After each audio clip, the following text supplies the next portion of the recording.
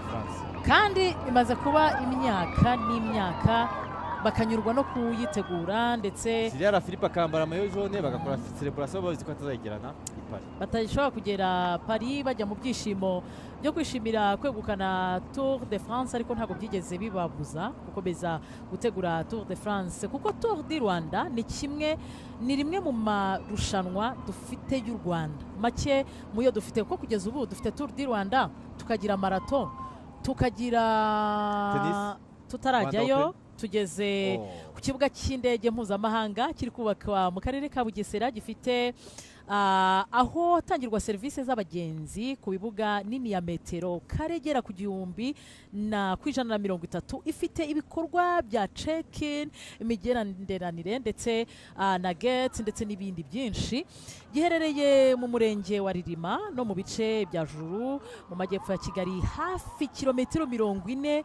uvuye Kigali hanyuma rero iki kibuga cy'indege intego zacyo no gufasha kwakira indege nyinshi z'abagenzi n'imizigo kuzamura urwego rwa transport n'ubukerarugendo mu Rwanda no mu karere icyiciro cya mbere kikazarangira mu mwaka wa 2027 ndetse na 2028 bikaba biteganyijwe ko kizakira abagenzi bagera kuri miliyoni 8 mu mwaka umwe mu gihe kandi ubwo kizaba gisojwe mu mwaka wa 2030 kikazaba gifite ubushobozi bwo kwakira abantu bagera kuri miliyoni 14 n'imizigo ingana n'ibiro 1,500 mu mwaka mu gihe kandi iki kibuga gikomeje kubakwa cyubatswe ari umushinga urimo gutanga akazi ku bantu bagera ku 6,000 mu gihe cy'umwaka ukazafasha rero kwagura ibikorwa by'indege ubucuruzi n'ubwikorezi n'ubukerarugendo 2016-2017 nibwo u Rwanda rwasinye amasezerano yo gutangira kubaka iki kibuga hanyuma kandi icyo gihe President Paul Kagame ashyira ibuye ry'ifatizo mu mwaka wa 2017 umushinga wa guverinoma y'u Rwanda ifatanyije n'abashoramari bakata Airways bakaba bafitemo imigabane igera kuri 60%. This is Bugesera International Airport. The international under construction in Bugesera district will feature a terminal providing passenger services in a large 130,000 square meters of facility, including the check-in counters, lounges, and gates. It is located in Rilima sector and is a part of Juru, south of Kigali, and about 40 kilometers from the capital. The objective of this special Bugesera International Airport is to accommodate a large number of passenger and cargo flights to boost transportation and tourism in Rwanda and the region. The phase 1 is expected to be completed by the 2027 to 2028 and will have the capacity to handle up to 1 million passengers per year. So, and at this timeline, the 2020 this Bugesera Airport was constructed. Was signed, Rwanda signed an agreement to start the construction, and the President Kagame laid the foundation stone in 2017. This project is the government of Rwanda initiative in partnership with Qatar Airways, which holds 60% of the shares. Digoga. Hanyuma rero ubu hamaze kujyamo iminota 4 n'amasegonda 20 hagati ya Heidamani wa Rembe na Da Silva wa Rokarza hagati yabo na peloto ibakurikiye ubona ko peloto yo n'ubundi barakegeranye barafatanye bari hamwe bategereje kwinjira mu birometero biberekeza mu birometero bya nyuma byinjira za Kayonza bakinjira Rwamagana bakaza bagasoza etape ya mbere ya Tour du Rwanda mu kanya batwerekaga muri parke y'Akagera naho ni hamwe mu hantu navuga ngo ho kwishimira tuza kuganiraho ariko nanone n'ubundi abasore babiri bakomeje guhatana bari kujya gushaka sprint ya nyuma kuko twabwiye ko iyi etape ya mbere ya Tour du Rwanda yahagurutse saa 5 za mu gitondo igahagurukira Rukomo irimo ama sprint abiri. Sprint ya mbere bamaze kuyegukana yari mu karere ka Nyagatare niho intego zayo zari ziri. Hanyuma sprint ya kabiri rero nayo turaza kumenya uza kuyegukana cyane ko sprint ya mbere yegukanywe na Da Silva hanyuma wa kabiri aba Hedaman mu gihe uwiduhaye yaje ku mwanya wa gatatu bivuze ko yatwaye inota rimwe. Da Silva atwara amasegonda 3, Hedaman atwara amasegonda 2 mu gihe uwiduhaye yegukanye isegonda rimwe. Ni iyihe avantage yo kubona aya masegonda yo muri izi etape eshatu by'umwihariko ziri mu gitambika? Izi etape twabwiye ko zirimo iyi etape ya mbere yahagurukiye Rukomo iza gusoreza mu karere ka Rwamagana. Indi etape ya kabiri niyo ku munsi w'ejo izahaguruka Nyamata igasorezwa mu karere ka Huye. Etape ya gatatu ni circuit izabera mu karere ka Rubavu. Aha rero niho honyine hazatangwa izi bonification cyangwa se izi bonus ko ziteye.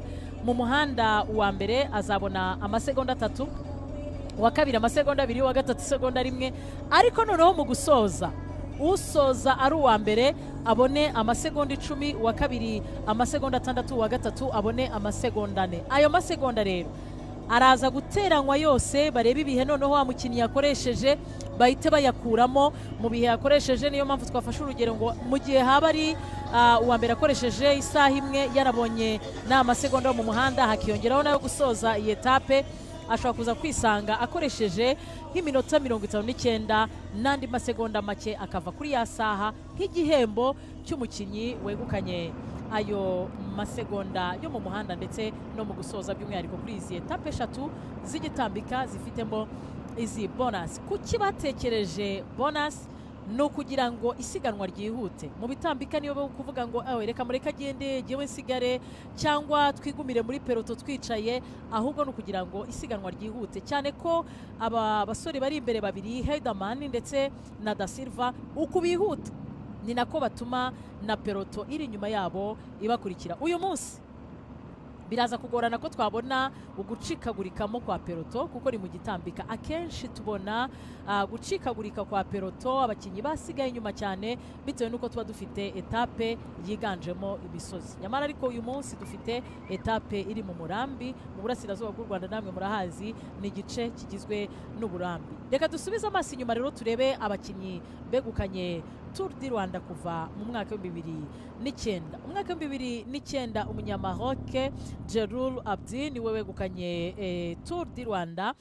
Icyo gihe yaje ku mwanya wa mbere, bakoze intera ya kilometero 1069 zari etape 8. Hanyuma mu mwaka wa 2010 yegukanywe na Teklemanote umunyaeritrea, umwe mu bastar twagize muri Tour du Rwanda kuko yegukanye Tour du Rwanda, yegukanaga etape, akegukana igihembo cy'umukinnyi ukiri muto, akegukana ibihembo byo mu muhanda. Mu by'ukuri Teklemanote ni umwe mu bakinnyi uvuze muri Tour du Rwanda kenshi buri munyarwanda wese ahita amumenya. Icyo gihe basiganywe etape 9, hanyuma zareshyaga n'ibirometero 1113 na metero 200. Ku mwanya wa kabiri n'ubundi haje umunyaeritrea Berhane Natnael niwe waje ku mwanya wa kabiri. 2011 basiganywe intera kilometero 791 zari etape 8. Hanyuma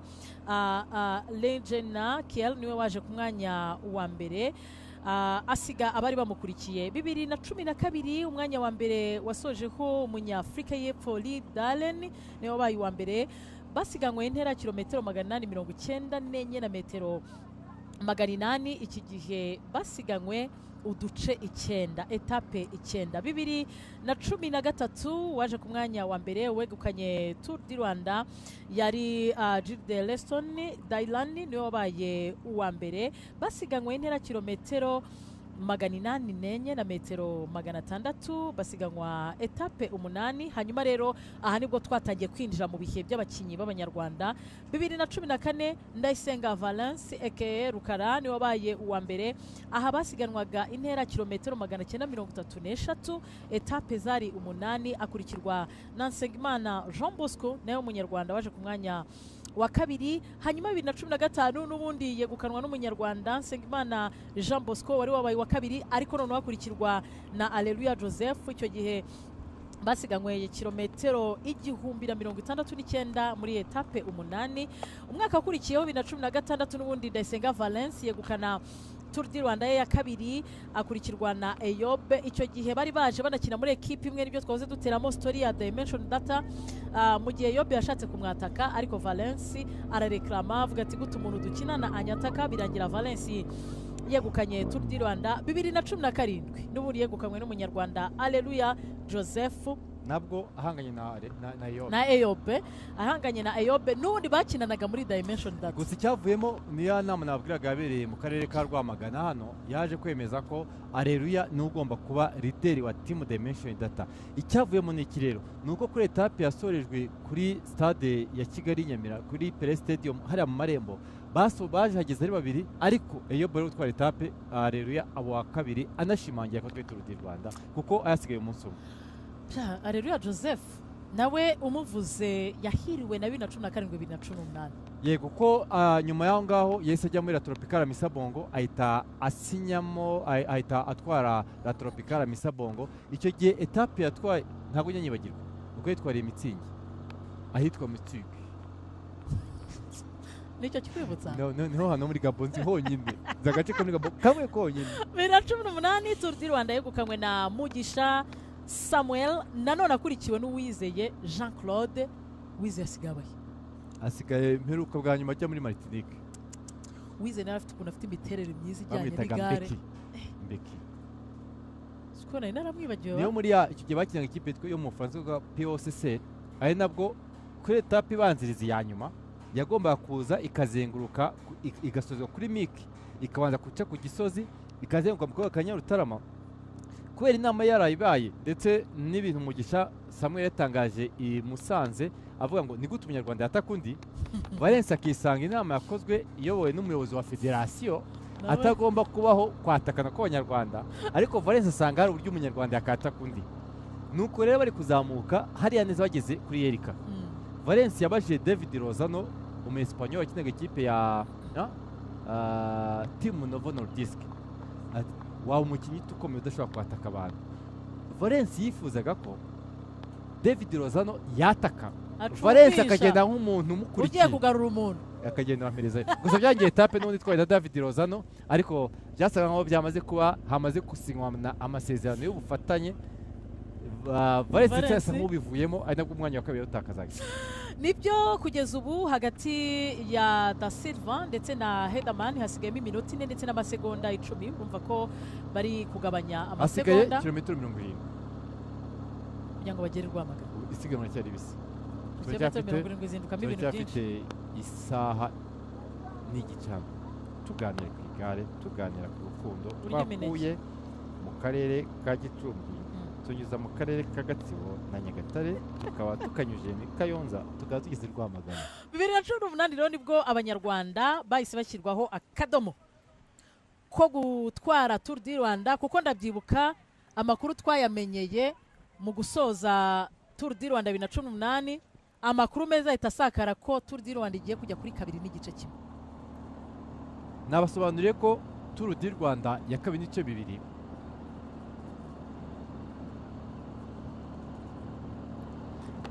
Tour du Rwanda ya 2 n'ibice 2 nicyo cyiciro cyo hasi cy'isiganwa USAI yemera. Ni isiganwa iyo kabiri ibanza ni igisobanuro cy'uko ari iminsi myinshi. Kabiri ikurikira ikerekana, kabiri ibanza ni umubare w'iminsi y'uko irenze umwe. Kabiri ikurikiraho ikaba yo isobanura urwego rw'isiganwa. 2 n'ibice 2 yitabirwa n'amakipe y'ababigize umwuga n'amakipe atarabigize umwuga. Gusa ikipe iri pro, kwa kwina basobanuriye Continental Pro kuzamura ikipe ya pro ntabwo yaza muri 2.2. Icyabaye rero niki, icyo gihe nibwo yuka twaga dufite n'urugero Les Amis Sportifs y'u Rwamagana yakagwiza bica bigacika na John mani muri udashira. Noneho tukaba dufitemo ariko ikipe ivuye mu Faransa wenda yabigize umwuga n'amakipe y'igihugu. Tugiye kuri 2.1 noneho ni kabiri y'amasiganwa menshi, ariko iriya rimwe ikavuga ko noneho twagiye mu isiganwa 100% ry'ababigize umwuga. Ikintu cyo gisigaramo cy'uko bitabigize umwuga nuko haza amakipe y'ibihugu, ariko bakavuga ngo aya makipe y'ibihugu aba ari ku rwego rushimishije ku buryo yaza gahangana n'aya makipe twavugaga yandi. so kugeza ubwo rero nibwo navuga ngo aha byashyizweho akadomo ariko kandi hari ikindi cyiciro gikurikiraho ndetse bivugwa ko Tour du Rwanda 2017 ya 27 yabirimo mwaka utaha World Tour Race icyo gihe icyo bisobanuye national team izaki kuko uzi icyo gihe icyo bisobanuye nuko noneho nubwo turi gutegura abakiri bato igihe cyo gutegura gikomeza kwiyongera urugendo rugakomeza rukaba rurerure kuko ahangaha ibihembo birazamurwa ibihembo byazamurwa bigakururira abakiriya amakipe meza kurushaho kuza kwitabira Tour du Rwanda ibyo rero navuga ngo bizaba ari byiza ariko noneho bikarushaho kuvuga ngo ni isiganwa ryiza ritegurwa n'u Rwanda rikitabirwa n'amakipe meza ariko tugategereza kubona umunyarwanda yegukana etape ndetse akazitwara neza ku icyo gihe hitabira ekipe nationali ubwasigaye no kuzajya noneho kureba ahandi hakinwa amasiganwa nk'ayo ngayo ikajya kuyitabira kugeza ubu n'ubundi urabona ko babiri baracyari imbere piloto yabaye imwe ko murabyuka ko twabwiye ko n'abakinnyi babiri b'abanyarwanda bari barimo hagati piloto yamaze kubafata haracyarimo iminota 4 ndetse n'amasegonda 10 hagati ya piloto ndetse na Hedaman wa Rembe ndetse na Da Silva ukinira ikipe ya Rokadiza aba bagiye gushaka sprint ya nyuma kugira ngo barebe ko babona amanota ya nyuma ubundi dutegeze kureba nibura ibirometero 40 bya nyuma biraza kugenda biti hagati ya peloton ndetse n'aba bakinyi babiri bayoboye kuva hakiri kare bakaba bari muri breakaway bibutsa ko mu bihembo biza gutangwa by'umwihariko in terms y'amafaranga hanahembwa umukinyi wagiye muri breakaway igihe kinini kurusha abandi bityo bakazagenda bateranya bya bihembo turu yarangira buri muntu bakamukorera package y'amafaranga ye akayatahana ariko of course kuko abakinnyi nka ekipe hakabamo kugabana ku bakinnyi baje muri team Da Silva ndetse na Heidemann n'ubundi bakomeje gukorana bajya gushakisha sprint ya nyuma y'uyu munsi ubundi bagabane aya manota ntegereje kuza kureba ese koko nibajya kwinjira muri sprint ya nyuma n'ubundi baravugana n'uramubwira ati akira witware oya hari aho nukuvuga ngo nukurwanira barimo rafise seconda rimwe gusa kuko na 3 n'abiri barimo rafise ayo masegonda ahangaha ubundi kingenzi ni ibingibi bari gukora byo gukorerana kuko niba ubibona neza nane ko tumaze kuva kuri sprint ya Nyagatare tujya kuri sprint ya Kabarore bitandukanye nuko sprint ya mbere twabonye cyane Heidemann akora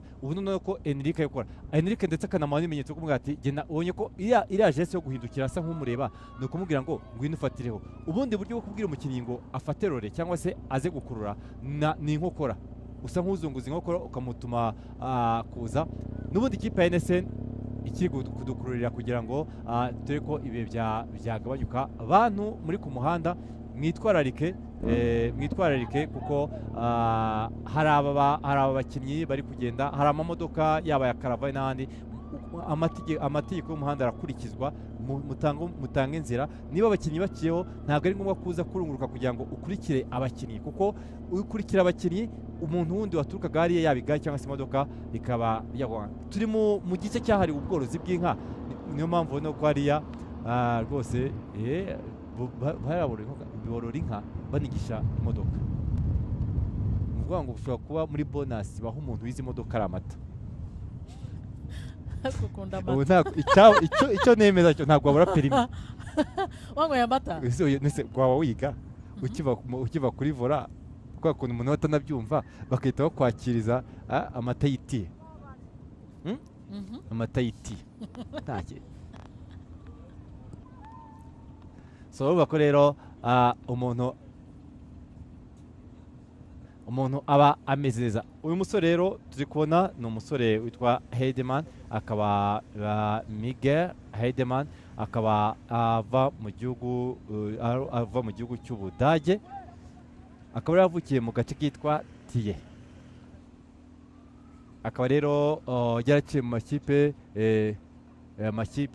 ya Rembe uyu ni umwaka we wa kabiri yaciye mu ikipe ya BNB Hotel ikipe ya Ripro mu mwaka wa 2022 wavugaga mu kanya ku kijyanye n'ubworozi bw'inka urabizi ko ubworozi bw'inka mu karere ka Nyagatare kiriya gice cyose ni ingenzi mu bukungu no mu mibereho y'abaturage kuko muri aka karere kazwi cyane mu gihugu kubera umubare munini w'inka n'uruhare runini bagira mu musaruro w'amata, inyama no guteza imbere ubukungu bw'abaturage n'igihugu muri rusange. Hanyuma kandi aka karere ka Nyagatare gafite inka zirenga ibihumbi 220, havamo umukamo wa litiro ugera ku bihumbi 72 ku munsi mu gihe cy'izuba na litiro ibihumbi 100 mu gihe cy'imvura ku munsi. Hari kandi imishinga ya leta n'abafatanyabikorwa nka Rwanda Dairy Development Project igamije gufasha aborozi kugera ku musaruro mwiza no kubona amasoko y'amata. Uribuka ko kera abantu bajyaga bakama umukamo ukaba mwinshi, abantu bakabura ahantu berekeza uwo mukamo. Niyo mpamvu muri iyi minsi hashizweho nyine amadari. Ubu ngubu umworozi arakama agahita yuriza ikinga. Mu Kinyarwanda ni amakusanyirizo y'amata. Dairy ni ikusanyirizo, barakama bagashubira ku ikinga bagahita berekeza kuri dairy. Abantu ndabona navuga ngo mabona ngo ibikundi bibiri nibyo bihari. Erega kandi mukanya nabibabwiraga isiganwa ry'uyu munsi ni ikiruhuko, nta kintu kirimo. Isiganwa ry'uyu munsi yakinwa muri kilometero 10 za nyuma. Iyo ngo dufite aba babiri n'abari abandi. Icyo bisobanuye igroupe ya kabiri twavugaga ni ururimi kandi rwasubiye mu kanwa. Oya, twavugaga ko ruri hagati. Yego, rwasubiye mu kanwa. Ariko ruvuye hagati rugero. Ni kwa kuntu ntabwo ukuntu umukinnyi arumira. Barugaruye. Ubu nguru ruri mu kanwa. Ruri mu muhogo. Nkunda bera Eric ndetse niduhaye Mike. Mu magambo make abantu babyumve. Naba dufite n'abari ababiri. Iyo ari etape ifite igitambika tubivuge bisanzwe nk'abakinnyi. Iyo ari etape y'igitambika ari ahantu hatambika, kuko abantu barabizi ko kiriya gice cy'iburasirazuba kugera na hano Rwamagana ntabwo ari mu misozi, ni mu murambi. Iyo rero ari etape ifite igitambika byagorana ko abakinnyi batandukana. Buriya peloto icikamo ibice iyo ifite ahantu h'imisozi. Kubera iki rero? Buriya igitambika yaba ari umuntu uzamuka yaba ari umuntu utambika biramworohera, ariko buriya mu musozi umuntu utambika arasigara. Uburyo byumve eka none twababwiye ko uburyo bwiza cyangwa se umukinnyi mwiza utambika ni umukinnyi munini ubyibushye uremereye ufite amakwisi. None iyo rero babandi navuga ngo bananutse twavugaga mu kayo tangamo n'ingero, icyo bakora bo ni ugucomeka, ni ukuvuga ngo yirirwa inyuma y'ipine akitoriza. Reka dutumike, turacyari muri Tour du Rwanda 2026, turagaruka mu kanya gato.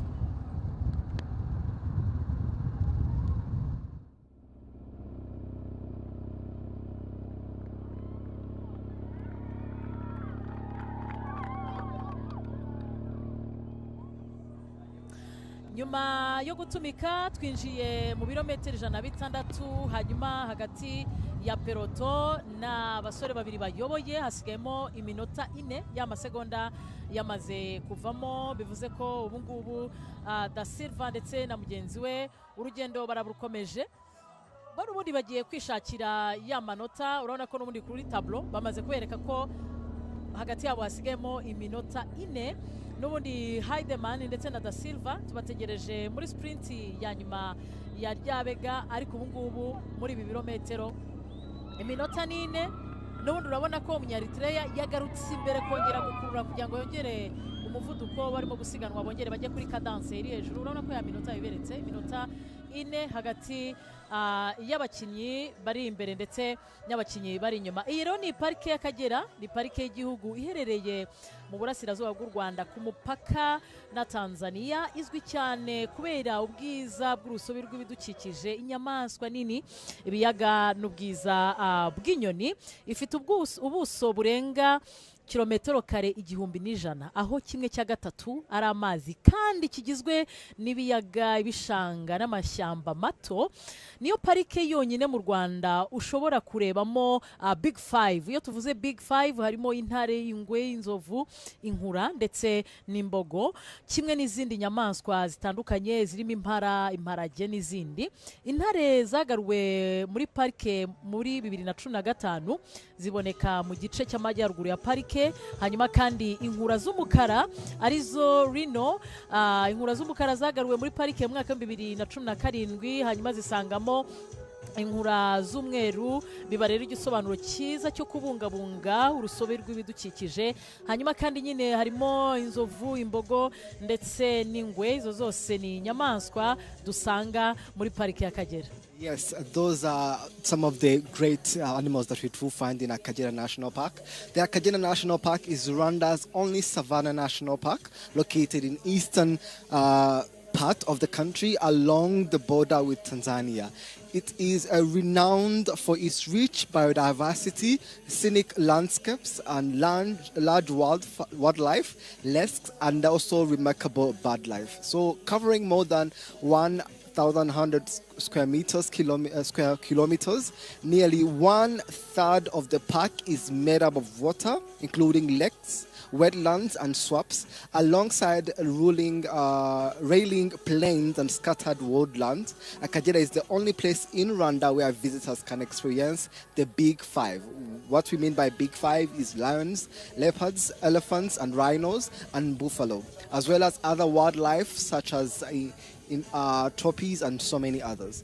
Here are some of the highlights. Lions were introduced in 2015. They are mainly found in the northern part of the park. Black rhinos were reintroduced in 2017, joining the white rhinos that were already present at that time, making a major milestone in Rwanda's conservation success. Elephants were also introduced, a strong and visible population roaming across the park.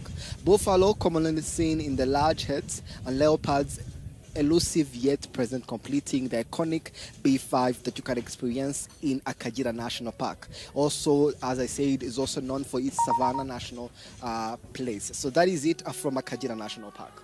Ayo ni amakuru ku Kagera National Park. Ayo ni peloto ikomeje gukurura kugira ngo irebe kwijya kugarura bari abasore. Urabona ko barashaka gusohoka muri peloto, abandi bakabakurura, n'ubundi peloto ikomeje kugendana. Turacyari muri Tour du Rwanda 2026. Twabwiye ko uyu munsi hatangiye abakinnyi 84, amakipe 17 nyuma yaho Madal yikuye muri Tour du Rwanda ku nshuro ya nyuma.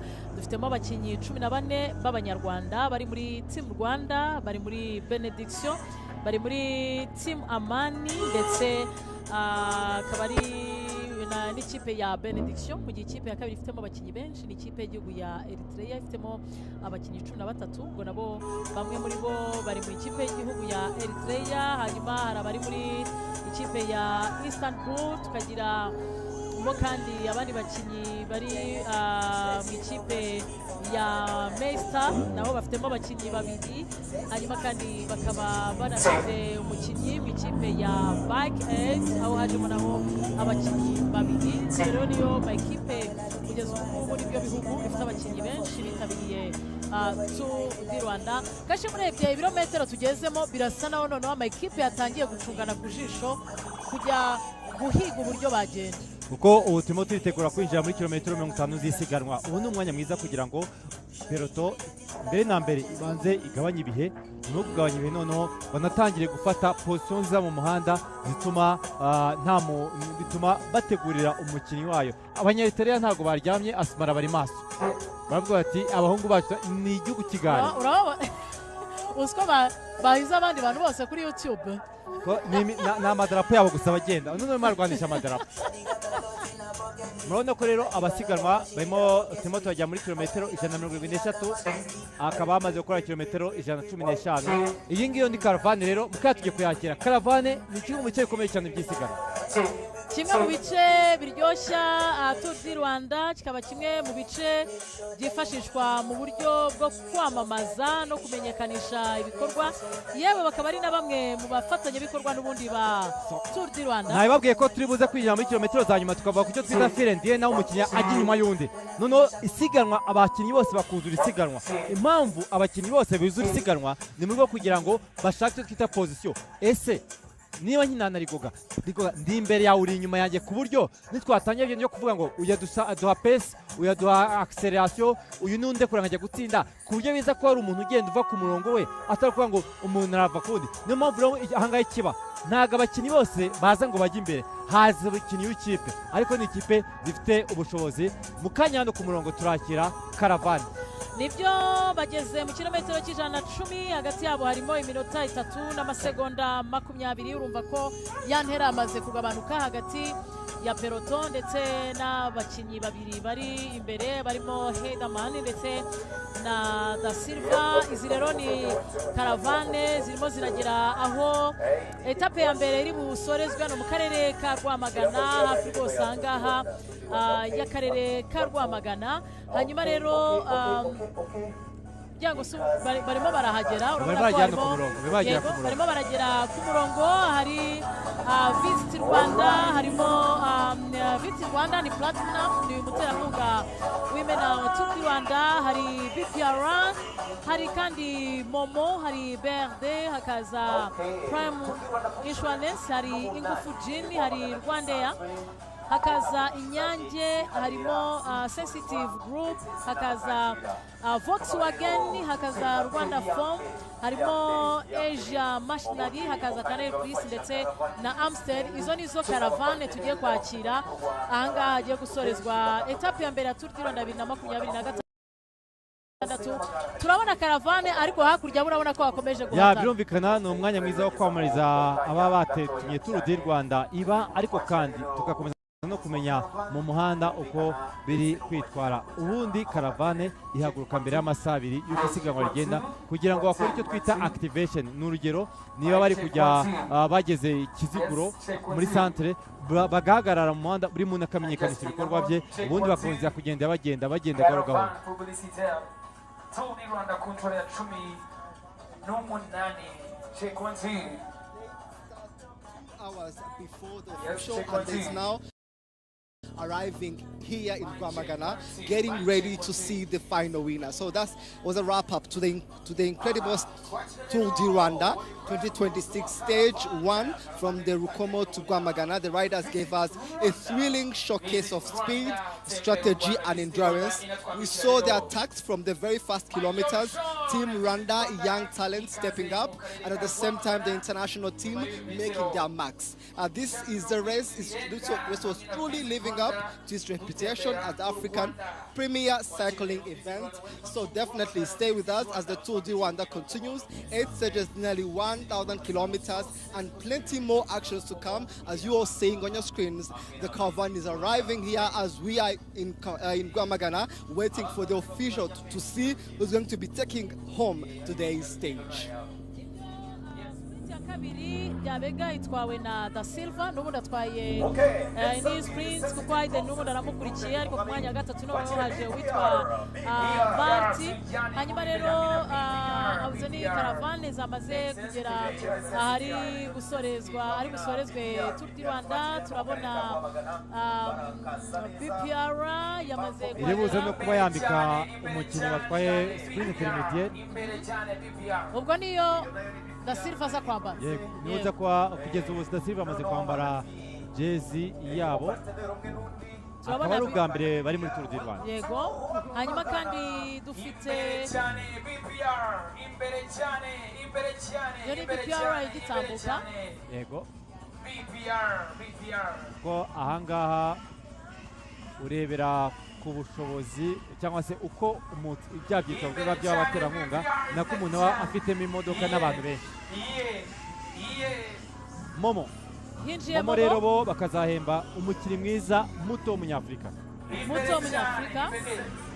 Iyo rero ni Momo nawe n'umwe mu baterankunga ba Tour du Rwanda bafitemo imodoka zigera ku 9.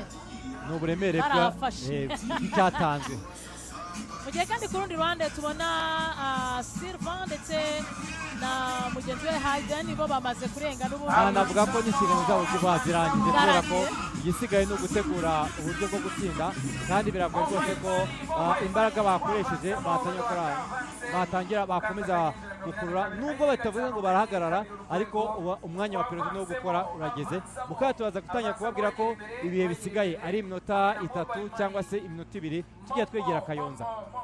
Nibyo rero iyo ni peloto iri inyuma ikurikiye bari abakinnyi babiri bamaze kugenda n'ubundi hano niho dutegereje kuza kumenya ese niho haza guturuka umukinnyi uri bwegukane etape ya Rukomo Rwamagana cyane ko n'ubundi abegerageje kwiyegukana bose bari muri iyi peloto niyo biriwe bagenda niho biriwe bicaye. Hanyuma rero uruhande rumwe turakira karavane bamwe mu bafatanyabikorwa ba Tour du Rwanda ariko ku rundi ruhande nyine tuzakomeza gukurikira aho abakinnyi bageze. Abavandimwe barashoye kabisa ariko ntabwo iri butambuka umurongo urasi onatendende kuri arke ahubwo buriya biragenda bite ko inyuma izindi zamaze kuza bayizanyemo ubundi bagira amategeko agenga uburebure bw'imodoka igomba kuba itari gito bitewe nuko ibi bintu baba bakoze hano kuri umurongo iyo biza kuba bihura.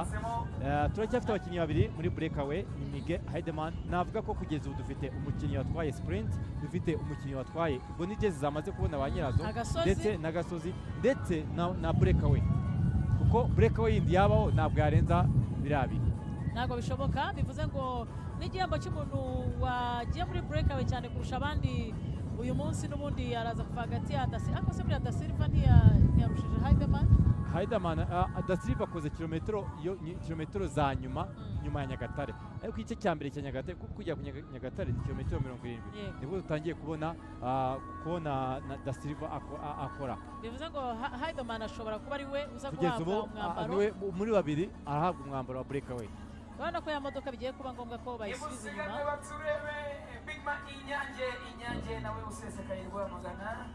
Nibyo rero tugiye gusoza rwose mu kanya etape ya mbere ya Tour du Rwanda 2026 etape ndende ya Tour du Rwanda uyu mwaka kuko ifite intera ya kilometero 173 na metero 600 ikaba yahagurukiye Rukomo ikaza gusoreza hano mu karere ka Rwamagana kuri inshuro hasiganywe abakinnyi 84 bavuye mu ekipe 17.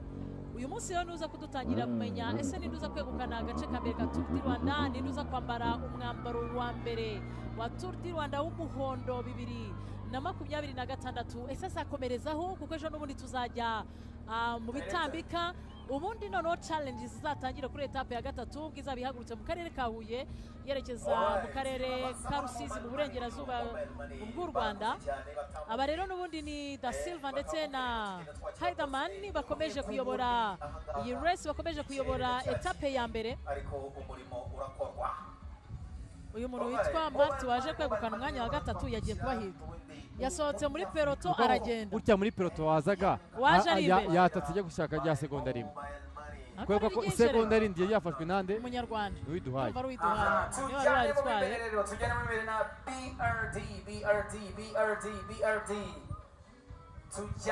uko rero twabwiraga ko ari Tour du Rwanda kuri 2 n'igice kimwe.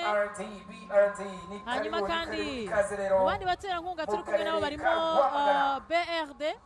BRD nawe ni umuterankunga wa Tour du Rwanda 2026 akaba ari ku nshuro ya kabiri aje muri Tour du Rwanda uyu munsi akaza kwambika uwe mwambaro. BRD baraza kwambika umunyarwanda mwiza umunyarwanda mwiza bivuze ngo bijyanye n'intego bafite tujyane imbere kuko ngo ni kuba muri breakaway oya barimo barabibutsa kwishyura amafaranga tujyane imbere ugomba kuba muri breakaway yego nabo ni bamwe mu bantu bafite imodoka nyinshi imodoka 6 nabo rero ni abaterankunga bakuru ba Tour du Rwanda. Abantu bose bishyuriwe basabwe kwishyura abishyuriwe ishuri basabwa kwishyura bararangije nageze kure. Hanyuma kandi mu bandi baterankunga ba Tour du Rwanda barimo Prime Life Insurance bo barambika umukinnyi muto muri rusange yaba ava i Burayi Aziya Amerika Afurika umukinnyi muto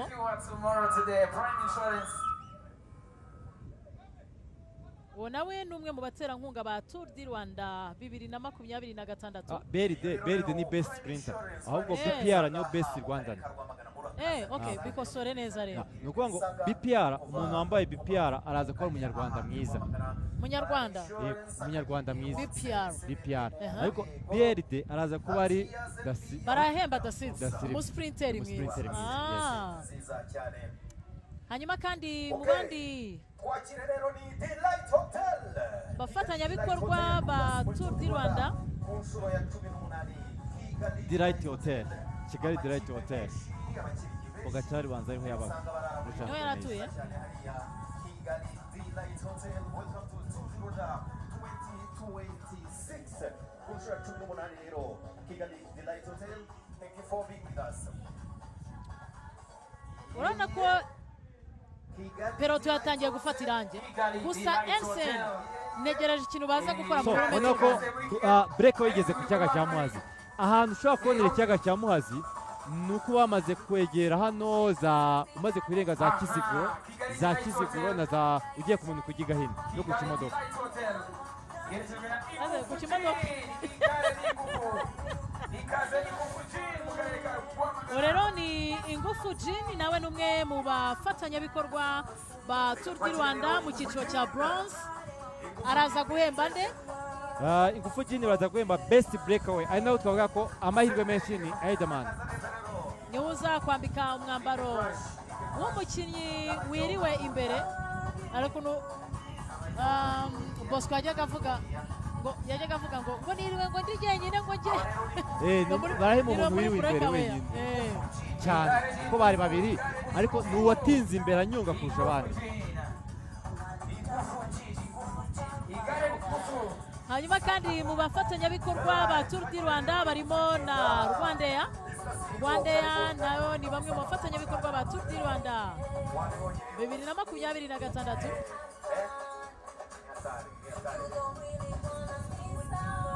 ubu rero uko mubona baza ni nayo mpamvu bisaba ko baza mbere uko amagare ahagera kugira ngo bave mu nzira ubu mu kanya nta n'umuntu uri wemerewe kwambuka hano igare riza gusoreza kubera ko haracyari isaha niyo mpamvu hari izi muvumo bari kubona cyane kuri ku murongo Rwandair rero yo ikaba ihemba Best African umunyafurika mwiza umunyafurika mwiza ni Rwandair ariko ukiri muto ni wa Momo hanyuma kandi turi kumwe Inyange yo bahemba bamaze n'igihe ikipe nziza muri rusange iyo rero ni peloto bakomeje gukurura gusa ko tugendeye kuri breakaway ntabwo imbaraga zikingana buriya mu mukino w'amagare cyane cyane ahantu hatambika iyo umukinnyi yatangiye guhagurukira ni imbaraga nke ni ibimenyetso by'imbaraga nke hanyuma kandi hagati ya peloto n'abagiye muri eshape hasigayemo iminota 2 n'amasegonda 35 NSN ikomeje kuyobora never say never kilometero 50 zisigaye kugira ngo tugere ku musozo wa etape yazo mu kanya gato biraza gukomera abanyarwanda basinzira baryama neza wonderful Materanya Rwanda ni wonderful. Also be out there with the intermediate winner.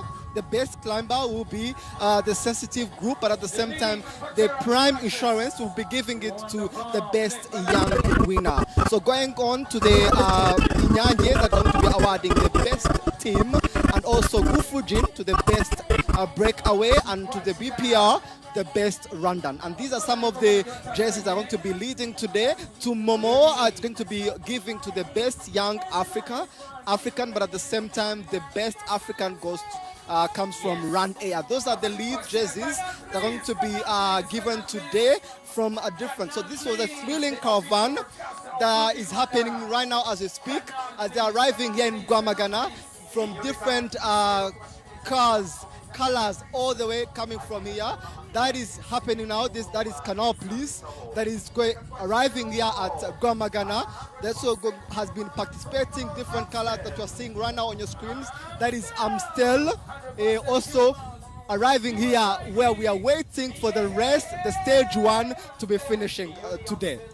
aba rero ni abafatanyabikorwa ba Tour du Rwanda by'umwihariko baza kwambika abakinnyi bahize abandi mu kanya gato. Twavugaga nka Amstel iraza guhemba umukinnyi wegukanye etape ya mbere ya Tour du Rwanda, hanyuma kandi nyine Visit Rwanda niza gutanga umwambaro w'umuhondo, mu gihe kandi mu yindi myambaro iza gutangwa ahangaha muri etape ya mbere n'izindi etape zose zisigaye harimo nyine nk'iyo twavuze izatangwa na Prime y'umukinnyi ukiri muto wahize abandi ndetse na ekipe nziza. Ibyo byose rero aba nibo ubundi umuntu uri kubona iyi karavani yumve ko banari nabo bambika, abangaba nibo bambika. Gusa harimo ibyiciro nyine byinshi, harimo n'abatambika nabo bagira uruhare muri karavani. Gusaba nibo bagira uruhare kugira ngo iri siganwa ribeho rikomere, yaba ku mafaranga akoreshwa nyine muri byinshi logistique n'ibindi byose cyane, kugira ngo isiganwa rigende rikomera. Ngabo rero ahangaha barimo barareba i Kayonza imbere yabo, akariya gasozi ubona hariya ni Kayonza. Kilometero 50 za nyuma twamaze kuzinjira, ubu igisigaye noneho ni umwanya tugiye kureba pelote yabaretse ati mwakoze. Ntabwo ngo tugiye kujya muri noneho muri cya gice gisigaye cyo kureba ngo ese koko abantu bariteguye cyangwa se peloto iriteguye. Ubona ko ahangaha umuhanda rwose ntabwo hari ikibazo cy'imvura, ntabwo ihageze. Imvura ahubwo ikigaragara cyo niyo muri Rwamagana gusa. Imvura yaguye mu karere ka Rwamagana honyine. Ubona ko ahangaha turimo turagenda dukikira ikiyaga cya Muhazi. Bavuye ko ni ikiyaga gikora kuri Kayonza, Gatsibo, Gasabo na Gicumbi cyane. Abantu bo rwose bitabiriye, kandi ubona ko ahangaha biroroshye ni ukujya ahirengeye ubundi ukareba igare imbere yawe. Iyo twababwiraga ko icya mbere cyo kubahiriza ni amategeko y'umuhanda ndetse no gutuma isiganwa riba ryiza kurushaho, kubera ko aho wajya hose ushobora kuba wateza impanuka. Ahangaha rero akaba ari umusore wo mu ikipe ya Roto, akaba ari nimero 75, akaba wita Ruben Thompson, akaba akomoka muri Australia. Ibyo rero ni etape ya mbere ya Tour du Rwanda 2026. Dutegereje twese n'amatsiko menshi kuza kumenya uza kwegukana iyi etape nyuma y'umunsi muremure kuri Da Silva ndetse na Heidemann, ariko bo ibyabo babirangije. Amanota yo mu musozi bayatwaye, sprint bayibonye, bonification nibo babonye amanota yayo ya mbere. Ubwo rero ni ukureba ese barakurura bagere Rwamagana. Abasore barasabwa iki? Kuko ntabwo bugere ku murongo n'abandi, barasabwa kugera hano na groupe, kubera ko iyo muje, kubera ko umuhanda ari muto, abakinnyi twari dufite 80 bangahe na 4, ntabwo abantu bose bagera ku murongo. Bahita bavuga bati icyo wirinda ni uko haza kubamo icyitwa kasiye cyangwa se kugaragara ko habayemo gutandukanya. Abo bantu bose bari buze muri iyo groupe barahabwa ibihe bimwe n'uwa mbere. Icyo abantu ngoro bagomba gukora ni iki? Uko bagomba kuza muri ya groupe itarimo kasire, bakahita bahabwa ibihe bimwe n'uwa mbere, none bashyiraho ya masegonda baturaguye mu muhanda, bakahita baza muri batanu ba mbere. Kuko bafite amasegonda yabo, ejo bazongera kwishakira yihuye. Reba nka Da Silva, reka mbarangire. ubu Da Silva afite sprint ya mbere iri ukireze Kibugabuga, sprint ya kabiri i Nyanza. umurangiye yicaye ku igare. Nabonye abantu bari gukurikiza isiganwa benshi, ntabwo babura umuntu wo muri famiye akavuga ati bahambwiye, ati cunga sana, ati cyane, ati Kibugabuga wowe tuba ugeze ku kiraro cya Busoro ugenda Inkungugu wongera i Nyanza, urabonye andi masegonda akazakugiza muri Nyungwe. Kugeza ubu buriya etape ya mbere iba ifite ibintu byinshi hishe, abantu ntibabona abantu bicaye ngo bagira ngo niyo miterere yabo. Iyi etape ntabwo umuntu ubuswa ari kwishyushya cyane, iyo uzi ko uzamuka ntabwo ukoresha imbaraga nyinshi cyane ahangaha. Ubikira undi munsi gusa abantu babonye ko umwanya mwiza wo gutangira kongera imbaraga mu mubiri, ubona ko nka Heidemann arimo arimenamo kaje, washyiraho amazi hariya rwose ahita aba mutaraga, amera nk'aho ibyo gitangira. Gusa mu kanya amaguru akamubwira ati mu nda beretseho ko bigitangiye, ko amaguru yo turacyakomeza. Ni nayo mpamvu iyo abakinnyi basoje akenshi bagomba guhita bajya muri ice cyane, bajya muri za base. gusa nk'ahangaha ikintu bahita bakora ni transfer yihuta yo kujya i Kigali, bona agasubira muri hoteli bagakorerwa massage, kubera ko abamaseri bavuga ko uko bari kunyonga ngo amaraso aba yamanutse, bayakura mu birenge bayasubiza. Icyo gikorwa abantu kuri hoteli bari gutaka, bari kubabara kuko nta mwe zibamo, barakanda umutsi bakawuhuza n'inyama. hari abakinnyi batatu bayobowe n'umunyakolombia Jonathan Restrepo begukanye etape nyinshi muri Tour du Rwanda. Gato tubabwiye ko ubona izi modoka enye. Yego. Iyi modoka imwe iyo ubonye ko n'imbere ni iya directeur w'isiganwa. Nuko ngo niyo ishinzwe kurebera amategeko ari kugengwa ahangaha. Imodoka ikurikiyeho ni iz'abakinnyi kuko abo ngabo amakipe yaba ikipe ya Rokarayiza ndetse na Rembe icyo bo bakoze bahisemo kuvuga ngo reka dukurikire abari imbere kuko abari indi modoka yateguwe twa dépannage netre yo kuba yafasha. So ubona nk'urugero iriya directeur wa kuruse ikurikiyeho iriya mubonye umweru ndi ya komiseri noneho akakurikiyeho ziriya modoka zindi z'abatoza. None iriya ikora dépannage ko umukinnyi ashobora kugira ikibazo cy'igare yaba ifite igare ryaza rigahita rihura neza bashyiraho mezire ziri rusange. Reka tufate nk'urugero bakaba turashyiraho medium.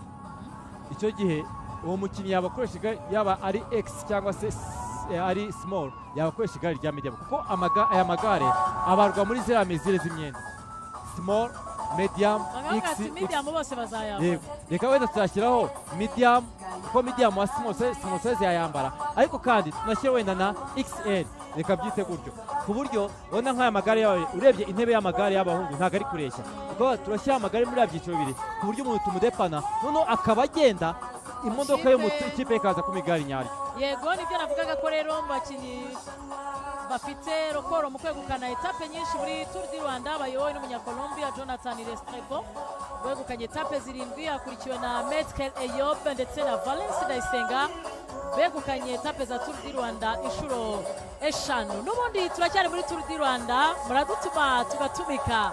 Reka twinjire mu kwamamaza tugaruke mu birometero bya nyuma bya Tour du Rwanda.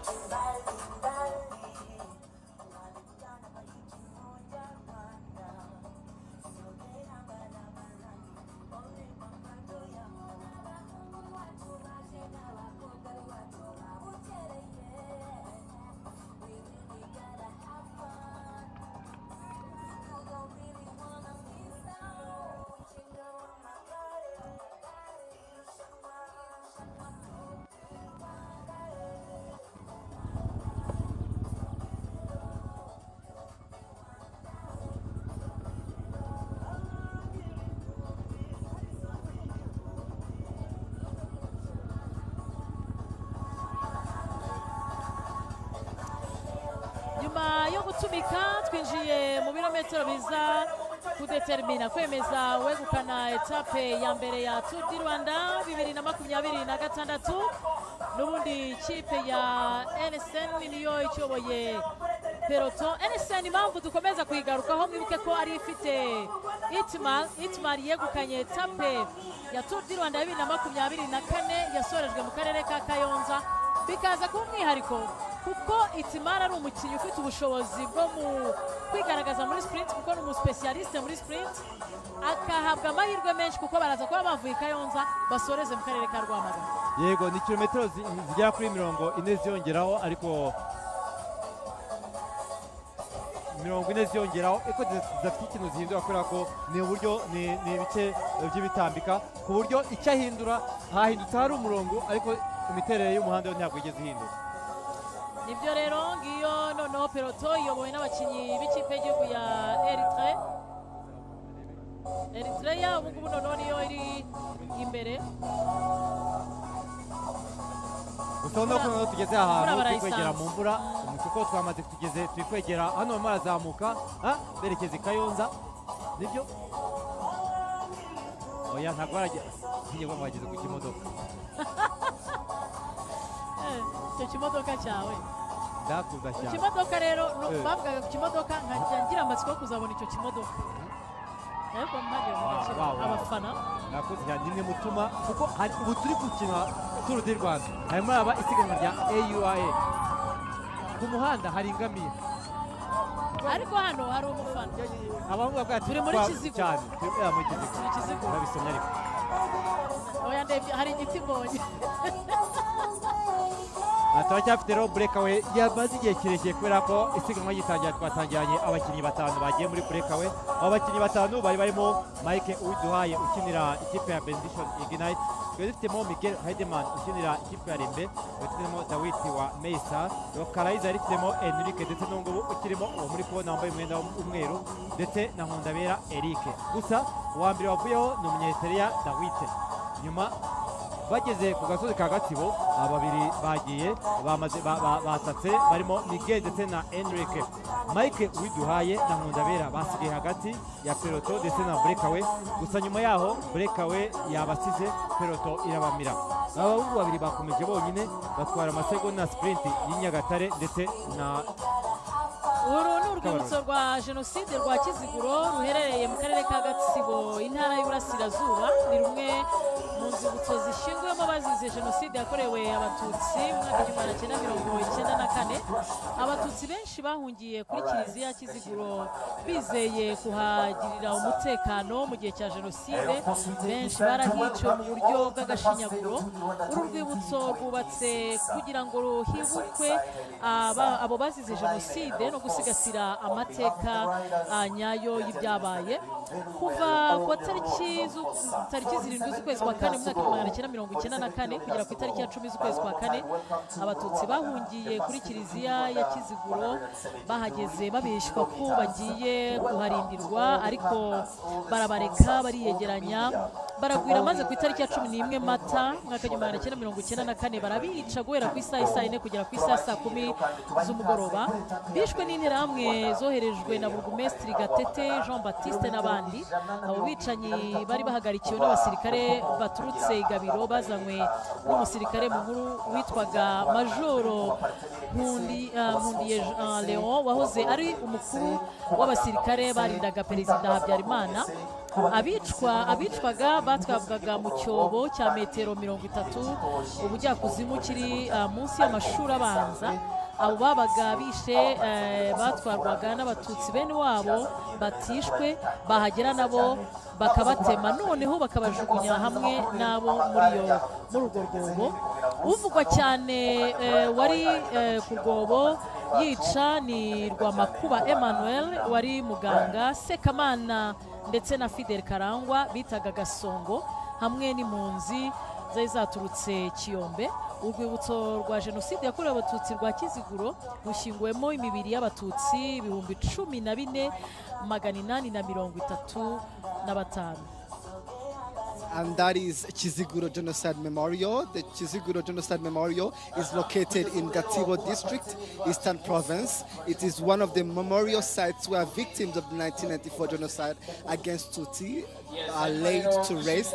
Many Tutsi sought refuge at the Kiziguro Catholic Church, believing they would find safety there. During the genocide, many were brutally killed at that site. The memorial was built to honor the victims and to preserve the true history of what happened. From April 7th to 1994, to April 10th, Tutsi who had fled to Kiziguro Church were deceived into believing they would be protected. They were gathered together, and on April 11th, they were killed between 10 a.m. to 4 p.m.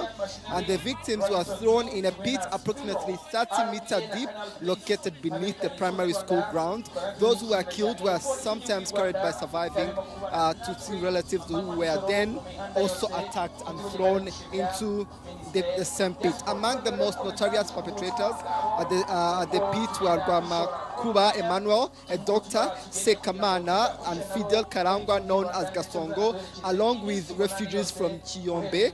The Kiziguro Genocide Memorial is the final resting place of the 14,835 victims of the genocide against Tutsi that happened in 1994.